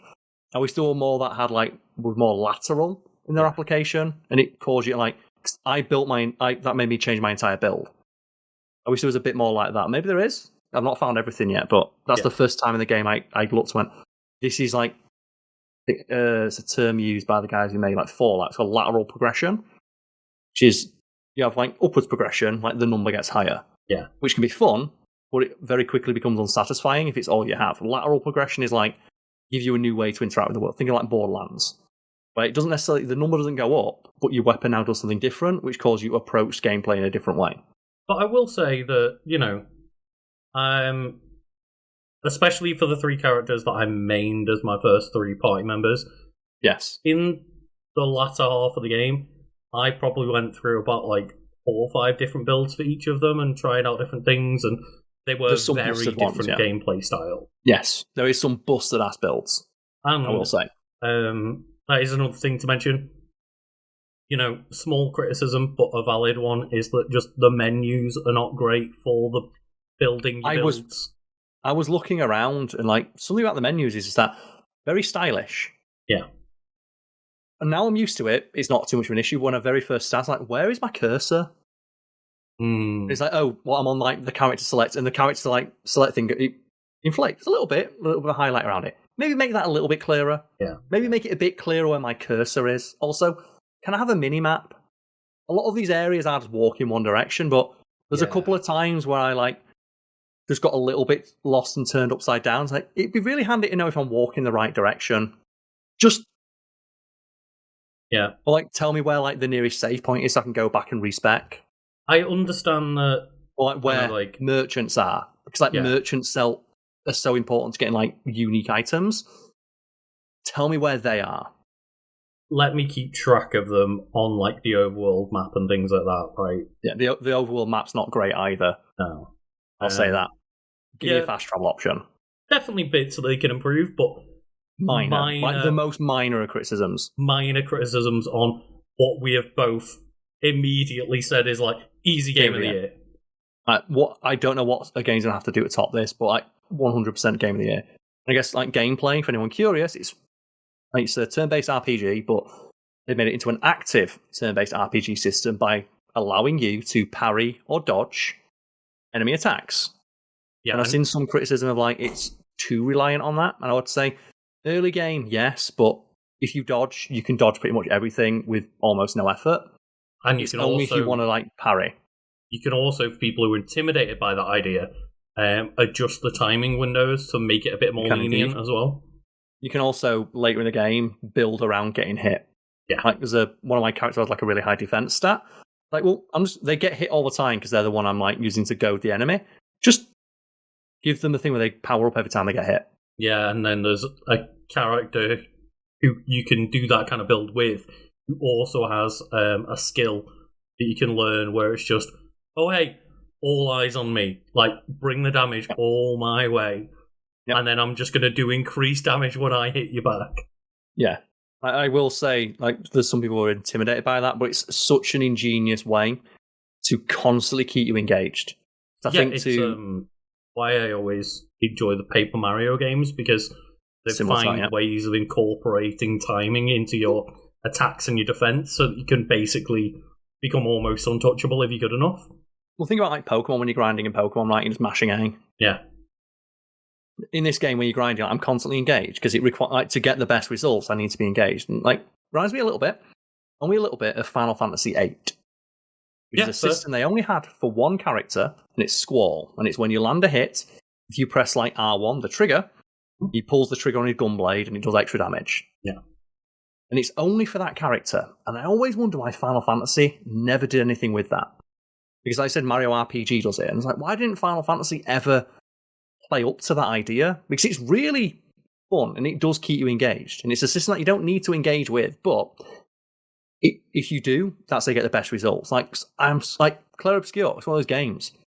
I was like, at first I had like my laptop open with like a TV show in the background, like first cutscene played, shut that shit. Even when I'm grinding, I'm not putting anything on in the background, I'm playing the game. It's so rare that I'm grinding, and I might bump into a new enemy. Yeah. Or there might be like a new enemy type or variation.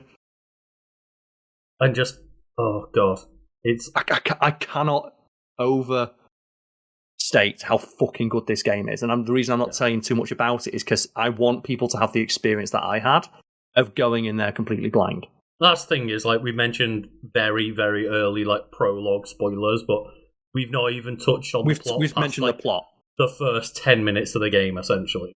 Yeah, it's very French, and the idea is there is a world-ending threat. Welcome to RPGs.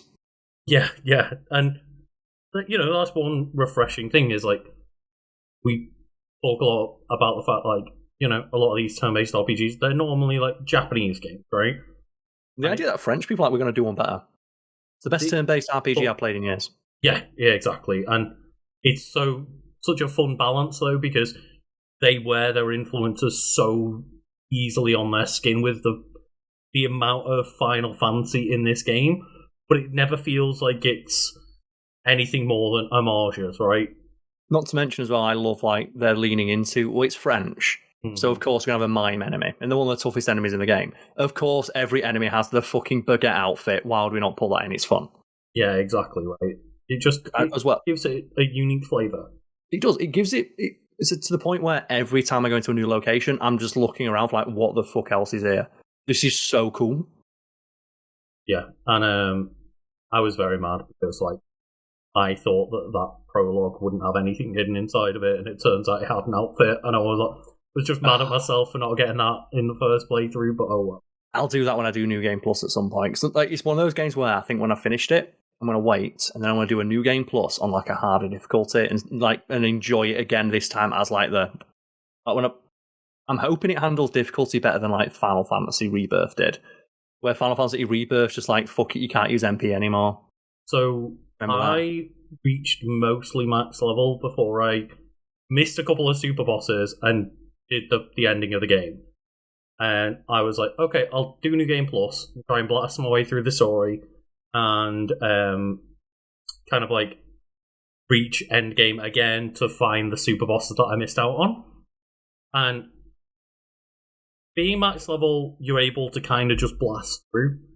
But obviously, again, there's those modifiers there for like health and stuff straight away. So, and it's probably what I'll do through on like just like the same difficulty, and everyone's a bit harder, but they're not end game hard. Or you can, you know, make them challenging and go through the game in a... I'll probably do like, you know, just a challenge build as well. I'll probably go for like a weirder build because I'm in the end game now, so I need to kind of use my end game build. Yeah. But I'd like to play the game again and go, okay, this time I want to like use these different weapons. You know, I'm being very like keeping mum about the kind of stuff you can do, because I think even just the shit you're able to do in the game, I don't want to spoil it too much, because I didn't realize when I was getting through the game, like the new mechanics that got introduced, and I was like, oh shit, I was already like enjoying and was kind of overwhelmed by what was there. But by the end of the game, it all starts to blend together seamlessly. and you get those bosses that are then throwing in like different attacks that require the different dodge parry mechanics, and you do it all in one fluid motion. You feel like an absolute beast when you pull it off. It just, when you come across against like enemies that have 15 hit combo moves and you're parrying every single one and hit them with a counter attack, and you're like, oh, you just feel like such a badass. And it'd have been so easy for them to fuck that up, because like there's just the right amount of hit stop on the parry every time. And again, as we mentioned earlier, the easiest way I found to like nail the parries down is the audio cue. I've noticed like there's so obviously when I'm playing the game, looking at reviews and stuff, there's a theory I'm inclined to believe that a lot of like the poorer reviews, because it's got near universal acclaim. There's a couple of like the second highest rated game of the year or something. Yeah, there's a couple of people like, okay, the combat is a bit ropey.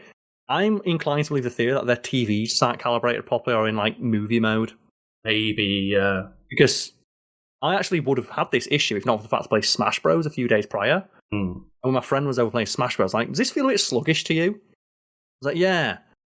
And I checked my TV had been in movie mode because I'd been watching a bunch of movies, and I'd never changed it back. And I feel like if I'd have been in that and I was trying to parry, and I was like, I know I got that right, but the game was like a split second behind, I would have been so much more frustrated with the combat.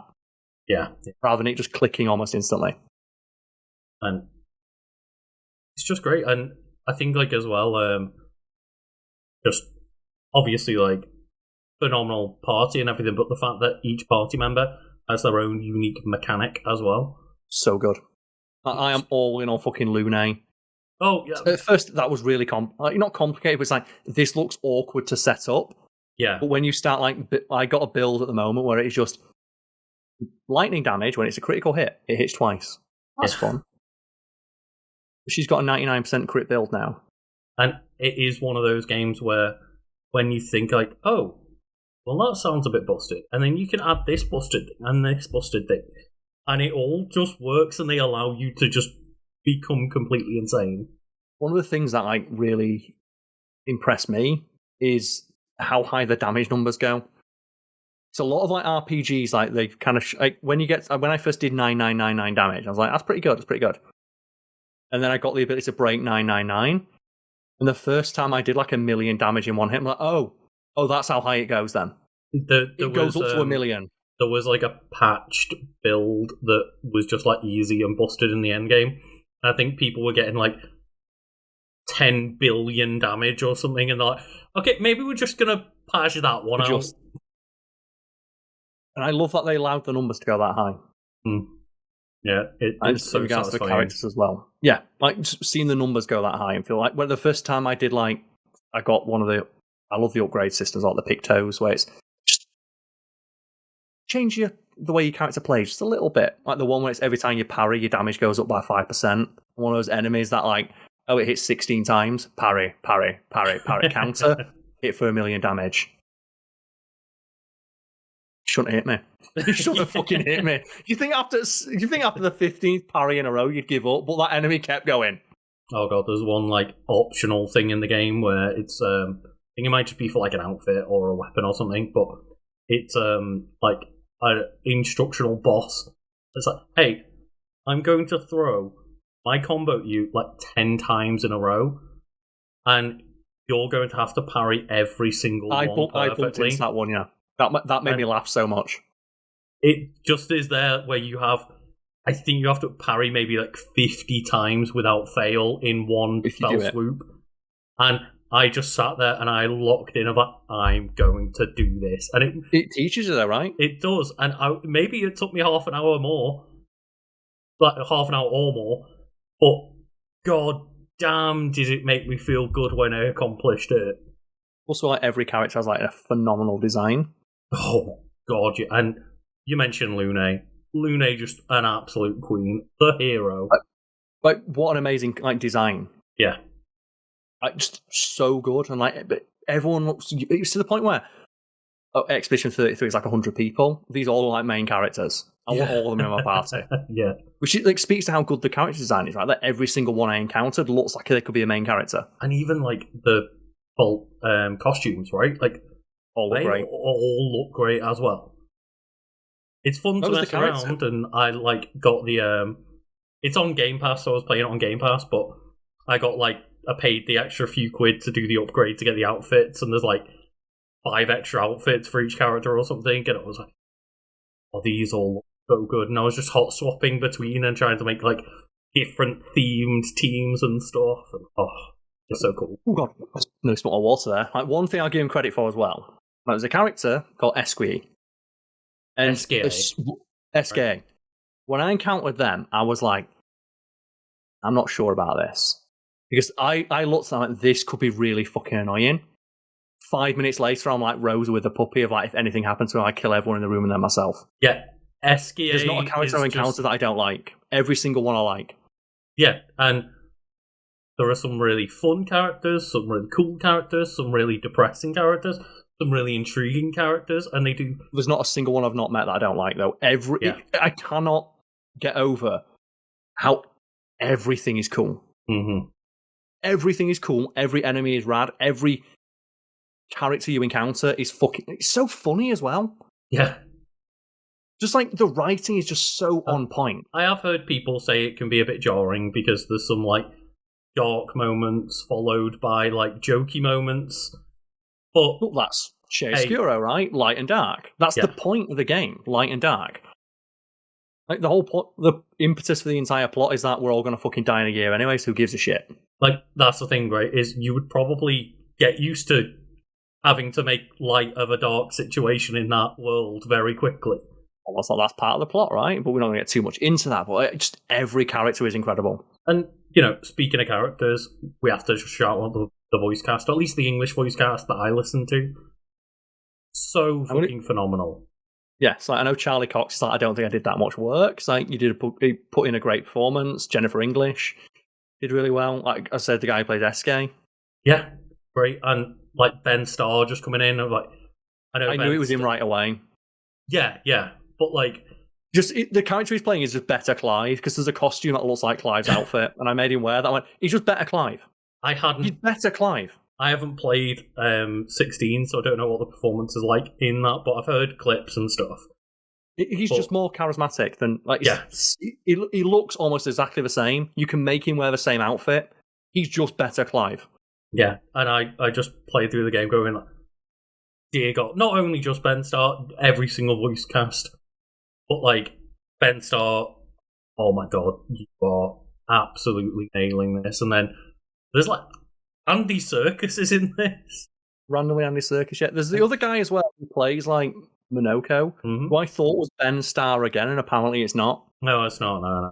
I thought it was Ben Starr playing two characters, just another guy who apparently sounds exactly like him. And they look to the point where I'm why didn't you just get Ben Starr to do it twice? In scenes where they're talking, it sounds like the same guy.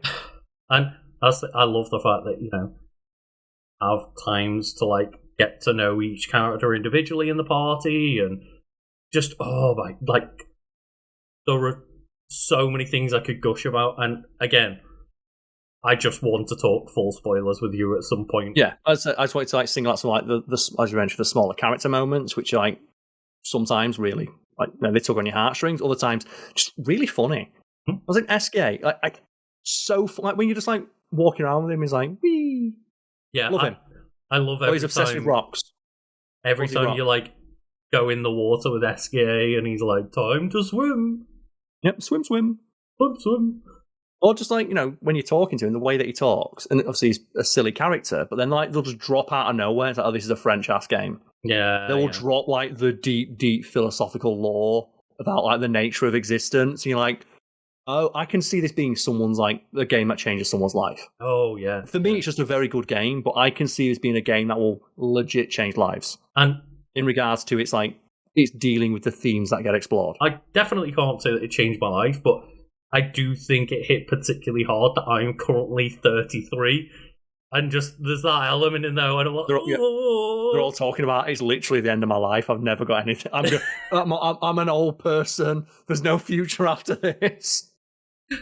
It's oh God, just the coincidence in that, I think tugged at my heartstring just a little bit more, right? Also, I'm just going to give it props. I know this has been done in other games, but the idea that from second one you can see the final boss. And they're just there. Yeah. The entire time you can just see them. And again, that gives into the idea of they're on the scale. They're on the cover of the box. The cover of the box, you can see the final boss. And they're just there the entire game. The front cover of this game is just like the monolith, right? And the characters and your party and stuff. But just the scale of this game, it plays with scale in such an imaginative way, and everything in the game is done in such an imaginative way, and that's the thing, like the creativity. Like there's also some well-worn tropes, of course, that are polished to a mirror sheen, but then there's, like I said, the enemy variety. Like I'm encountering enemies that look like nothing I've ever seen in a game before. Yeah, that's the thing, right? Is you play so many fantasy games, and I think Final Fantasy does a decent job at times of coming up with cool, unique designs, but there's also a lot of times where it'll just be like, hey, this thing looks like a goblin. Yeah, it's a flam. Yeah. And I just think, like, shit, I haven't seen a world of fantasy such a long time that feels so unique. In both the concept and its execution. Like visually as well. Yeah, just in every sense of the word. Like it reminds me a little bit like Nier Automata, which is one of those games where I got to a certain point, and I think I'd have booted up and walked around, just because I liked living in the world. And the reason it reminds me of it is because for that game, the musician and composer who worked on it hired, I forget the lady's name, we'll have to give her a shout out if we ever do like an episode on Nier, where the girl who sung the soundtrack basically invented a new language, which was based on every language they were able to like familiarize themselves with. And it was supposed to sound like basically all those languages combined. So it's supposed to sound familiar, like hauntingly so, like a memory in the back of your mind that you can't quite picture in your head, or like a name. Like what you can't say. It's like the musical equivalent of Deja Vu. And as you walk around this really cool world full of like interesting robots and just really awesome vistas, you just want to know more about the world. And this is one of those games where please release an art book. Oh, please release like a coffee table book for me to buy. That thing is like, I'm so frustrated because IGN managed to lock down the exclusive merchandise rights because no one knew what this game really was until it kind of hit, right? Yeah. And they maybe weren't expecting it to be this massive success. And it's like, I just want to have so much Clair Obscur stuff. It also as well makes me really want to drink wine. It's so French that it just makes me want to I want to drink like a glass of wine. I want to get a glass of wine, get out a baguette, and just go to I think for like the final boss, I might go buy a bottle of wine. Yeah. And just drink a bottle of wine while I fight the final boss. And especially like a really nice red. Mm-hmm. It's just so excellent. And everything. Whatever they make next, they like this studio, similar to like I mentioned Hades earlier.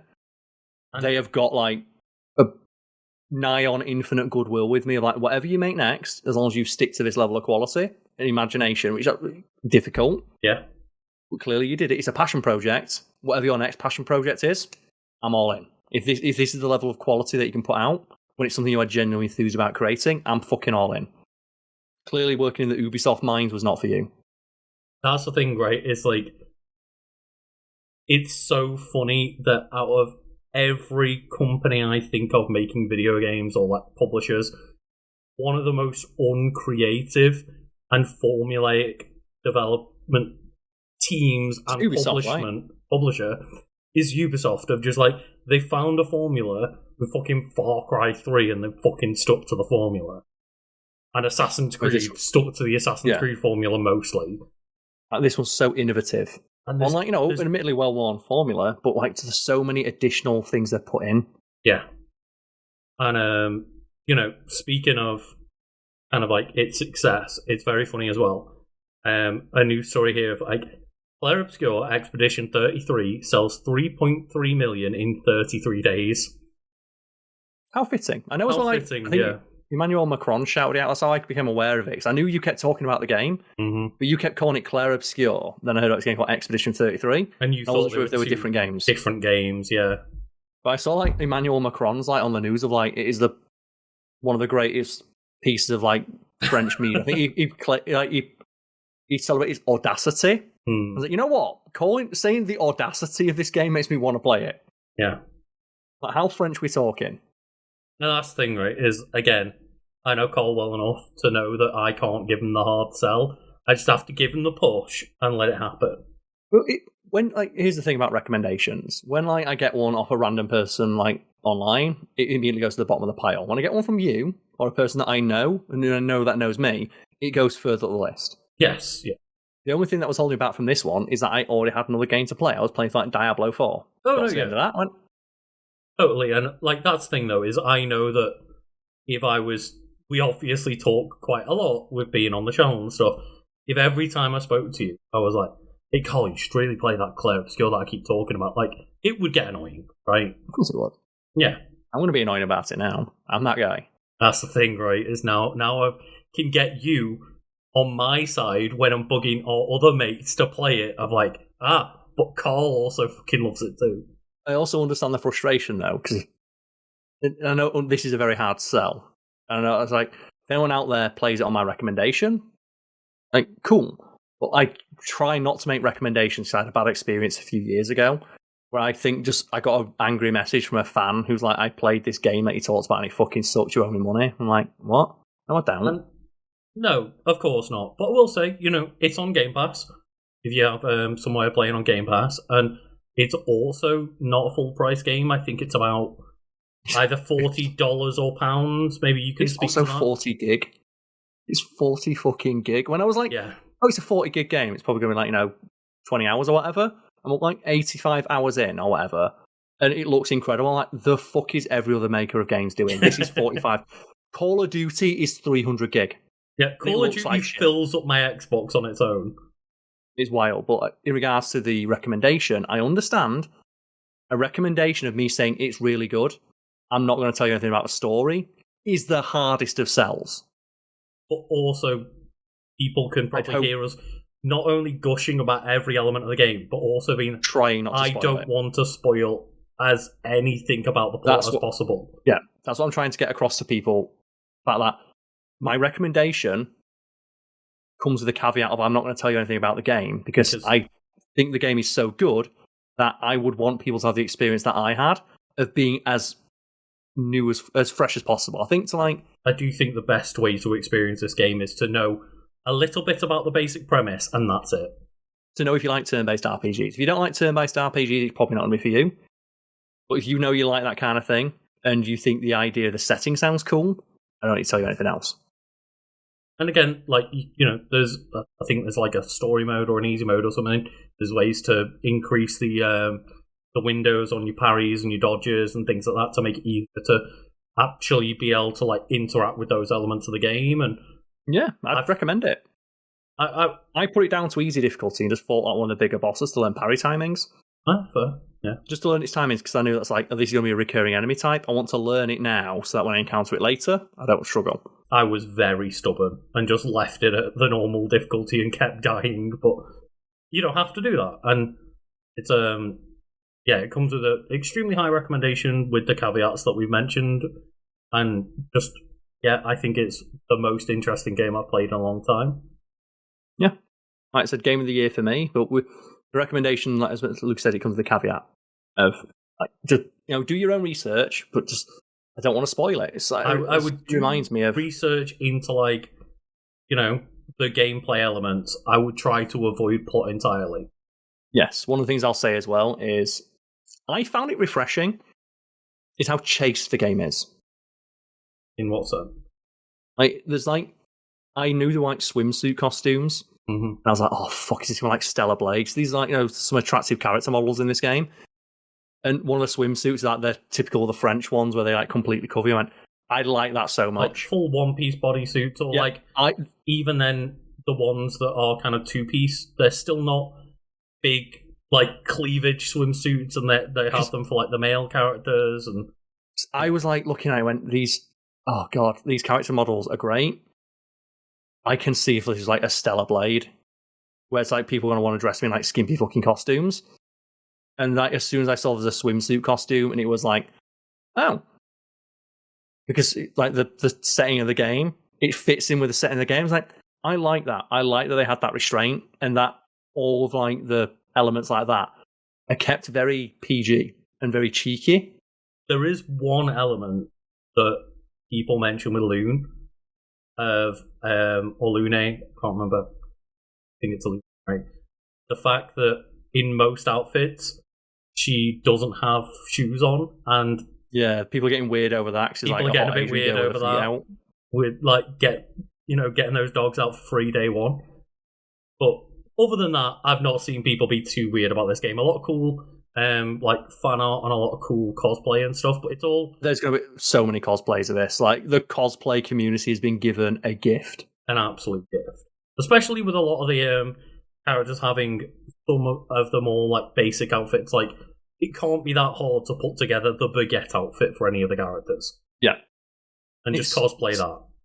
It reminds me of like the people who were doing cosplay for Final Fantasy like 15, and they were wearing like the giant cup noodle outfit you could get.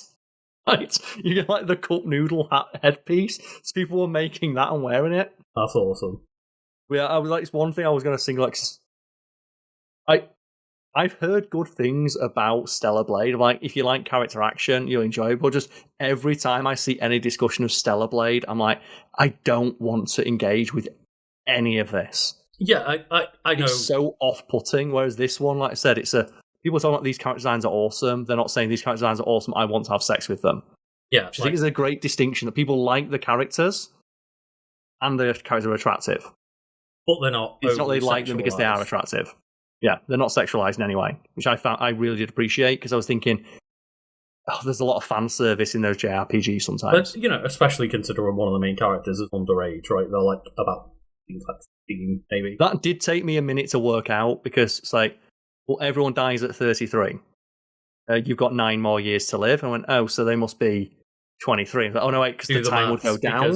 Yeah. And then I had to do the math. Wait, no, actually, they're 16. Because, like, why are they a foot shorter than me? It's like, oh, yeah, I forgot to, as you count up, you have to count down as well. Yeah, it goes both ways, right? Yeah.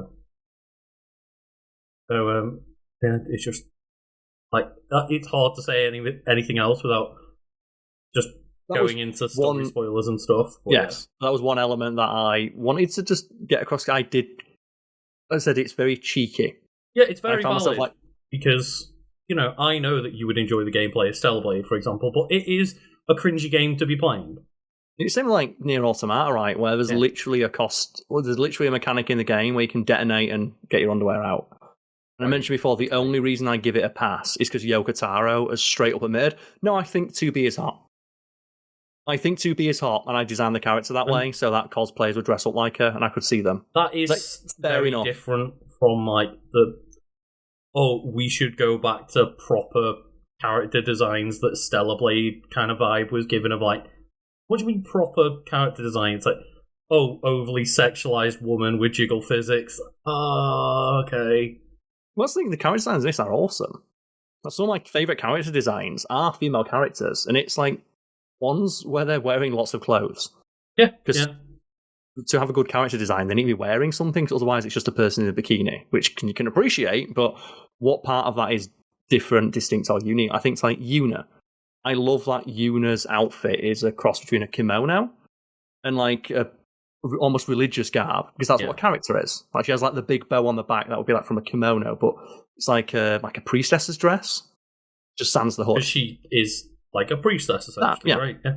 Or Tifa, like in the remake, right, where she has like the skirt, but it's like almost like it is battle attire. Yeah, and she's got like the shorts underneath, and she's got like the sports bra on. I love the simplicity of Tifa's design, which you get away with as character older, or I think to Lady in Devil May Cry 3, not DMC 4, where they go massive tits. Yeah. But she's wearing like a dress and a shirt, but her dress is magazines to a gun. Yeah. Yeah. So she's not wearing a dress, she just has fucking magazines for the 500 guns that she's got, and it looks like a dress. Which is interesting. I've never seen a character design that has that before. I've seen plenty of character designs which is one where it tits out. Yeah. I've never seen someone wear a dress of bullets. That's cool, and every character is designed really well. I say, especially if you get like the deluxe outfits and stuff, they've all got a catalogue of awesome outfits. Do you know what this feels like? This feels like a game where if they ever did like a Game of the Year edition, and given how popular it is, and given as well that it is now like you got the fucking president of France shouting it out, they could probably get some like fashion houses in France to throw together some outfits. That'd be really cool. And that's the thing is, like, you know, people are now going, what's next? I'm like, I have no idea what's going to pop off. Like, this is our first game as a new developer. We don't even know whether like, this is going to have DLC. That was not like the plan. We just give me the Game of the Year edition where it's like you put 50 new outfits in, designed by like some fancy French art house. Cool. You get like a Final Fantasy collaboration going on with some dress them. I wouldn't want that. Like Final Fantasy. I wouldn't want that. I would quite enjoy it, but I would love it if you could get like Escape or like a fucking Cactuar or something stupid. But I can see a version of this game that's like, okay, we're going to do the Game of the Year edition or something. I really wouldn't be upset if it's like, well, Lune's now got a Tifa outfit. I wouldn't be mad. I can see it.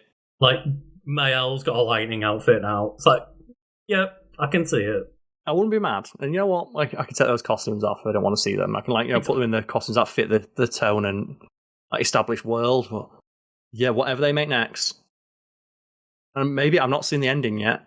So I guess, like, look out on our Patreon to see if when we discuss the ending, if I do want a sequel or not. I'm not sure exactly how the story's going to end. And I imagine that I probably will, because the world so far I've greatly enjoyed. I'd love to see, if not more of the world, more of the characters. Like a prequel. Yeah. The story of the game would be very, very easy to set up a sequel, or set up a prequel, or DLC with a prequel of a previous expedition. Even like a side story in the same world, or something. You know, like there's ways they could take it, or if they just want to do another new exciting creative project, I'm just down to follow this developer now. Yeah, but I will say, whatever magic they did to get the game working the way that it does and feel that good, rip that shit off. Oh yeah, that's it. I've been saying for so long. Just the idea of active battle mechanics in a RPG, like for example Paper Mario does. I've just been, why don't more games do this? It keeps you involved in the battle. What game does it, but it doesn't feel as satisfying? It's that Yakuza game, Yakuza Like a Dragon. It's like Dragon Quest. Okay, yeah. The problem is that game, because it's very, very heavily influenced by Dragon Quest, you get to a certain point where enemies just have so much fucking health. Where you will do like a super mega ultimate attack and it'll do like 6,000 damage. Yeah. It doesn't feel satisfying. Also, there's not quite enough hit stop on the attacks to sell the impact. No, yeah, they've done everything to make this game feel right and play right. And yeah, just I love the idea of getting so good at a game like this and just being able to carry everything and do a lot of damage with busted builds, and just if you're good enough, you become so powerful, and it feels so satisfying as well, because you're not just looking at a menu and being level 100, you're getting involved in the fights and you're pulling that shit off every fight.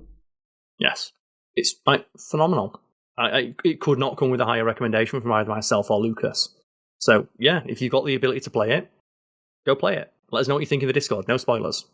We'll have a video about that when I'm finished. Please, zero spoilers. Even if you think you're being clever, you're not being clever. We've probably spoiled something that would upset someone, so... Yeah, and we've basically covered, as I say, the first, 10-20 minutes of the game. In terms of plot. And, the characters you play as, which are on the front of the box. Yeah. But... I just... I want to talk about this game so much more. I need to have a full spoiler discussion with you. We will indeed. But yes, besides that, thank you all for listening, and let us know what you think in the discussion down below or over on our Discord. Cheers. Carl, it's the start of a new month, and of course that means it's time for a new shout out for the end of the month, and this month, Carl, it's Wrath Month. And for anyone out there unfamiliar with the concept of Wrath Month, it's something I came up with, and the idea is you find all those companies and people who adopted and used Pride imagery to sell their product and or service, and then you get real angry with them for not doing stuff to help out the queer community. So let us know in the comments where you think gay rage should be directed towards. Who deserves the gay rage the most? Who's not done it? Who's not helped? Where do we take the energy from Pride Month and direct our rage at? Which, admittedly, this year has been less because they're all fucking cowards. Yes, like, who is going to be our gay Goku that we're going to direct all of our gay energy into to give them, like, ultra gay instinct?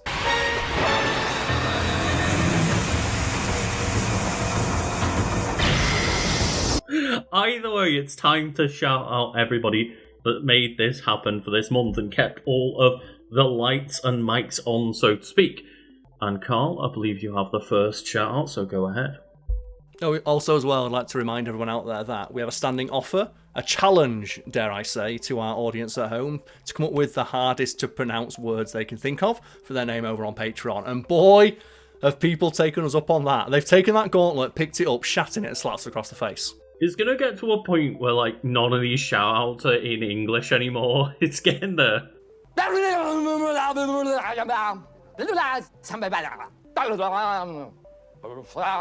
I'm waiting for someone to just put asterisk the sound of anguish screaming. Well, I'll get to one later where, yeah, there's a literal non-language part in one of the shout-outs today. And the first person we have to shout out is Tinakui Horchata Otiklane Tommy. And I hope I'm pronouncing that correctly. They've mentioned here that it is in the language of Nahuatl. And I'm unfamiliar with that language, so let me know how I did. That sounds highly offensive. Does it, white man? No. Yeah, it literally says in the patron name, like, you said a different language, so let's try it. Let's go. And then the next person we have to shout out is Carlo Palochico, which says, it's Spanish for Karl Smallwood. It feels like I should have shouted that one out, right? I feel like it's more natural for me to say it because I introduce you so often, right? Yeah, Carlo Palochico. I always thought Spanish for wood is Madeira. Am I getting that wrong? Maybe it changes because it's like, you know, the affix of like small or suffix. I don't know. Yeah. Either way, the next person we have to shout out is someone who's left us a tongue twister here. So, the Boludos Bajando, Bajar Blast, Buffing Bacas de Caca de Buffalo, Bombonado, Bolodeses, Bucanado, a Boca, Biolando con Barbosa. And as far as I can tell from the emojis and that, I believe that's like a fire dragon or flaming dragon. I believe so, yes, but I don't know how to pronounce emojis out loud. No. How did Egyptians do it? I don't know. Just bring out the hieroglyphics. Alright, read me back what I have so far, Mrs. Cleopatra. Bird, giant eye, pyramid, bird. Mm-hmm. Very good. Giant eye, dead fish, cat head. Guy doing this. Well, then the next person we have to shout out is a little bit easier. It's Roslindis Memphis. I kind of got away with that one a little bit there. I am the man with no name. Roslindis Memphis. At your service. You have indeed, mon frere. And the next one is Bar Weep, Grana Weep, Ninny Bong. Yep, I don't even know what that is, other than some kind of bong, but yeah, I don't want to get into the other words. But anyway. Do you know what it feels like? It feels like one of those things you put down as a pub quiz name that sounds rude when it's read aloud. Like, you know, like whale, oil, beef, hooked. Well, oil be fucked. Right? Fair. Yeah, or everybody's favourite MP, Mike, with the last name Hunt. Yes, Mike Hunt. Fuck's sake. I was trying to get past the censorship barriers, Karl. But anyway, the next person we have to shout out is Kicking Bucket with a little bucket emoji afterwards. I guess that's how you pronounce the emoji. You just describe what you see. You're playing catchphrase now. Just say what you see. A bucket emoji. You win £5. No, because Karl, if it was catchphrase, it'd be like, you absolute fool. It's singing in the rain. It's oh yeah, of course. Yeah. Snake Charmer. Oh god, that's the one. It'll never be topped. Yeah. It will never be topped. 5 seconds. Here we go.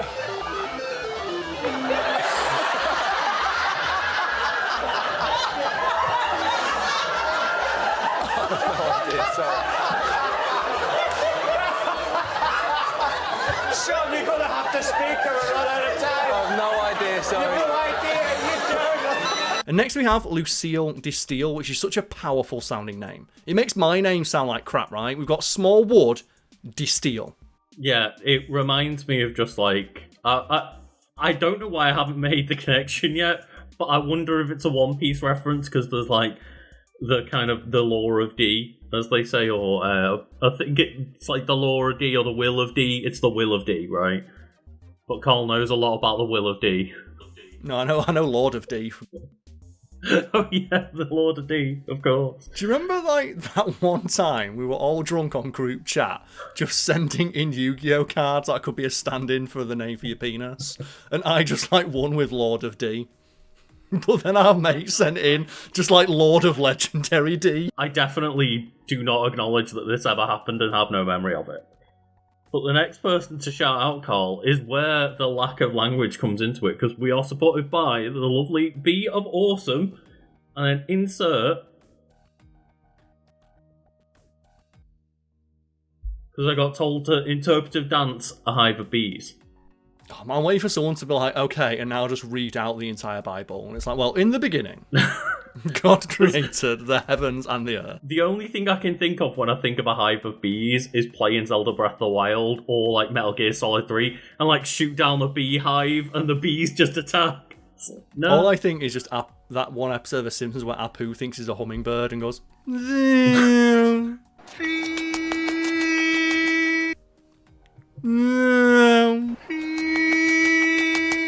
which is similar, right? Hummingbirds like only a little bit bigger than a bee. But next we shout out Lam de Llama. Of course, I always have to just shout out the llama face. That's the thing. It's just I can't get around just the Emperor's New Groove. Like it's the top tier of llamas. It is, except for like llamas with hats, which I gotta shout out because it's like Karl. You know what? Funny every time. Is it? Is it? No. Karl, that kills people! And then next we have to shout out Little Ghost, who has got little ghost emojis either side of the name, which just, of course, reminds me of, like, the Gotenks attack where they blow out all the little Gotenks ghosts, right? Is it ever established how Gotenks does that? You know what? Does anyone else in Dragon Ball have the ability to create an energy attack that has sentience? Yes, I believe they all do, but Gotenks is the only one who's a child and willing to use their imagination with their ki. That's me! Okay, because I know like Goku can like steer his ki and Krillin can steer his ki with like the spread shot, but why does Gotenks' like energy blasts talk? Yeah, right? like, that seems like a super broken ability that no one else uses. Summoning many ghosts that can literally shit talk their opponent. Yeah, like Super Ghost Kamikaze attack. And speaking of which, you got a favourite like Dragon Ball attack name? Because I don't think anything ever tops Hellzone Grenade, does it? Oh yeah, Hellzone Grenade is maybe just the one. Or Light Grenade, just because the way that Chris Sabat says Light Grenade, as if his life fucking depends on it. It's like, Light Grenade! It's so good.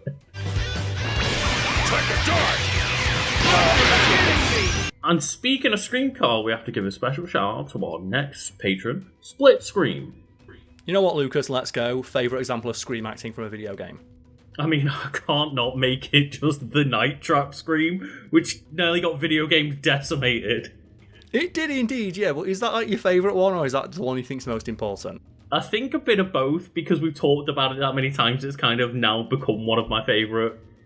Yes, and if people don't know, the basic story is that the lady I'm about to put a clip in of screams so realistically for what is otherwise a campy B-movie inspired video game that people legit thought it was a murder simulator and almost got video games killed.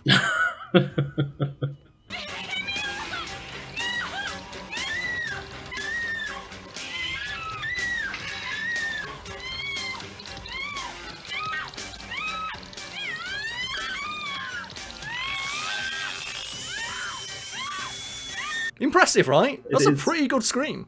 And you know what, Lucas, to quote Metaton, screaming is against the rules. And if something is against the rules, you know, who'll come in and like shoot you in the head for breaking them? Judge Dredd. Just zero mercy. My favourite Judge Dredd moment in a comic is where a guy steps out into the road and Judge Dredd just hits him. It's like, fuck it. You got in the way, that's breaking the law. And then as the guy's like trying to crawl back to the sidewalk, Judge Dredd walks up and shoots in the back of the head and then sends a fine to his family because him dying in the gutter constitutes littering. I thought you were going to say obstruction of justice, but littering's even harsher. It reminds me of one of my favourite moments in Borderlands 2 where you go to that town that like Handsome Jack runs. Yes. And you hear him over the tannoy giving like information about the town. And he says something along the lines of like, the punishment for everything here is death, including littering. I should also let you know that complaining about the law is considered to be verbal littering. Did you know littering an opportunity is punishable by death? If not, you also ought to know complaining about opportunities laws is considered verbal littering. God, we need to do an episode of Handsome Jack at some point. I mean, to be fair, they've got about as much freedom of speech as we do in the UK right now. They do indeed, yes. Also, speaking of scream acting, Handsome Jack, Damian Clark, is also the voice of Cell. Hell yeah. Yeah, he is. Do you like for Cell Max, for like Dragon Ball Superhero? They brought him back into the studio and just made him scream for 20 minutes and sent him out. I don't want to think about Cellmax because that was just terrible. Awful part of that movie. But thank you all for watching, and we'll see you all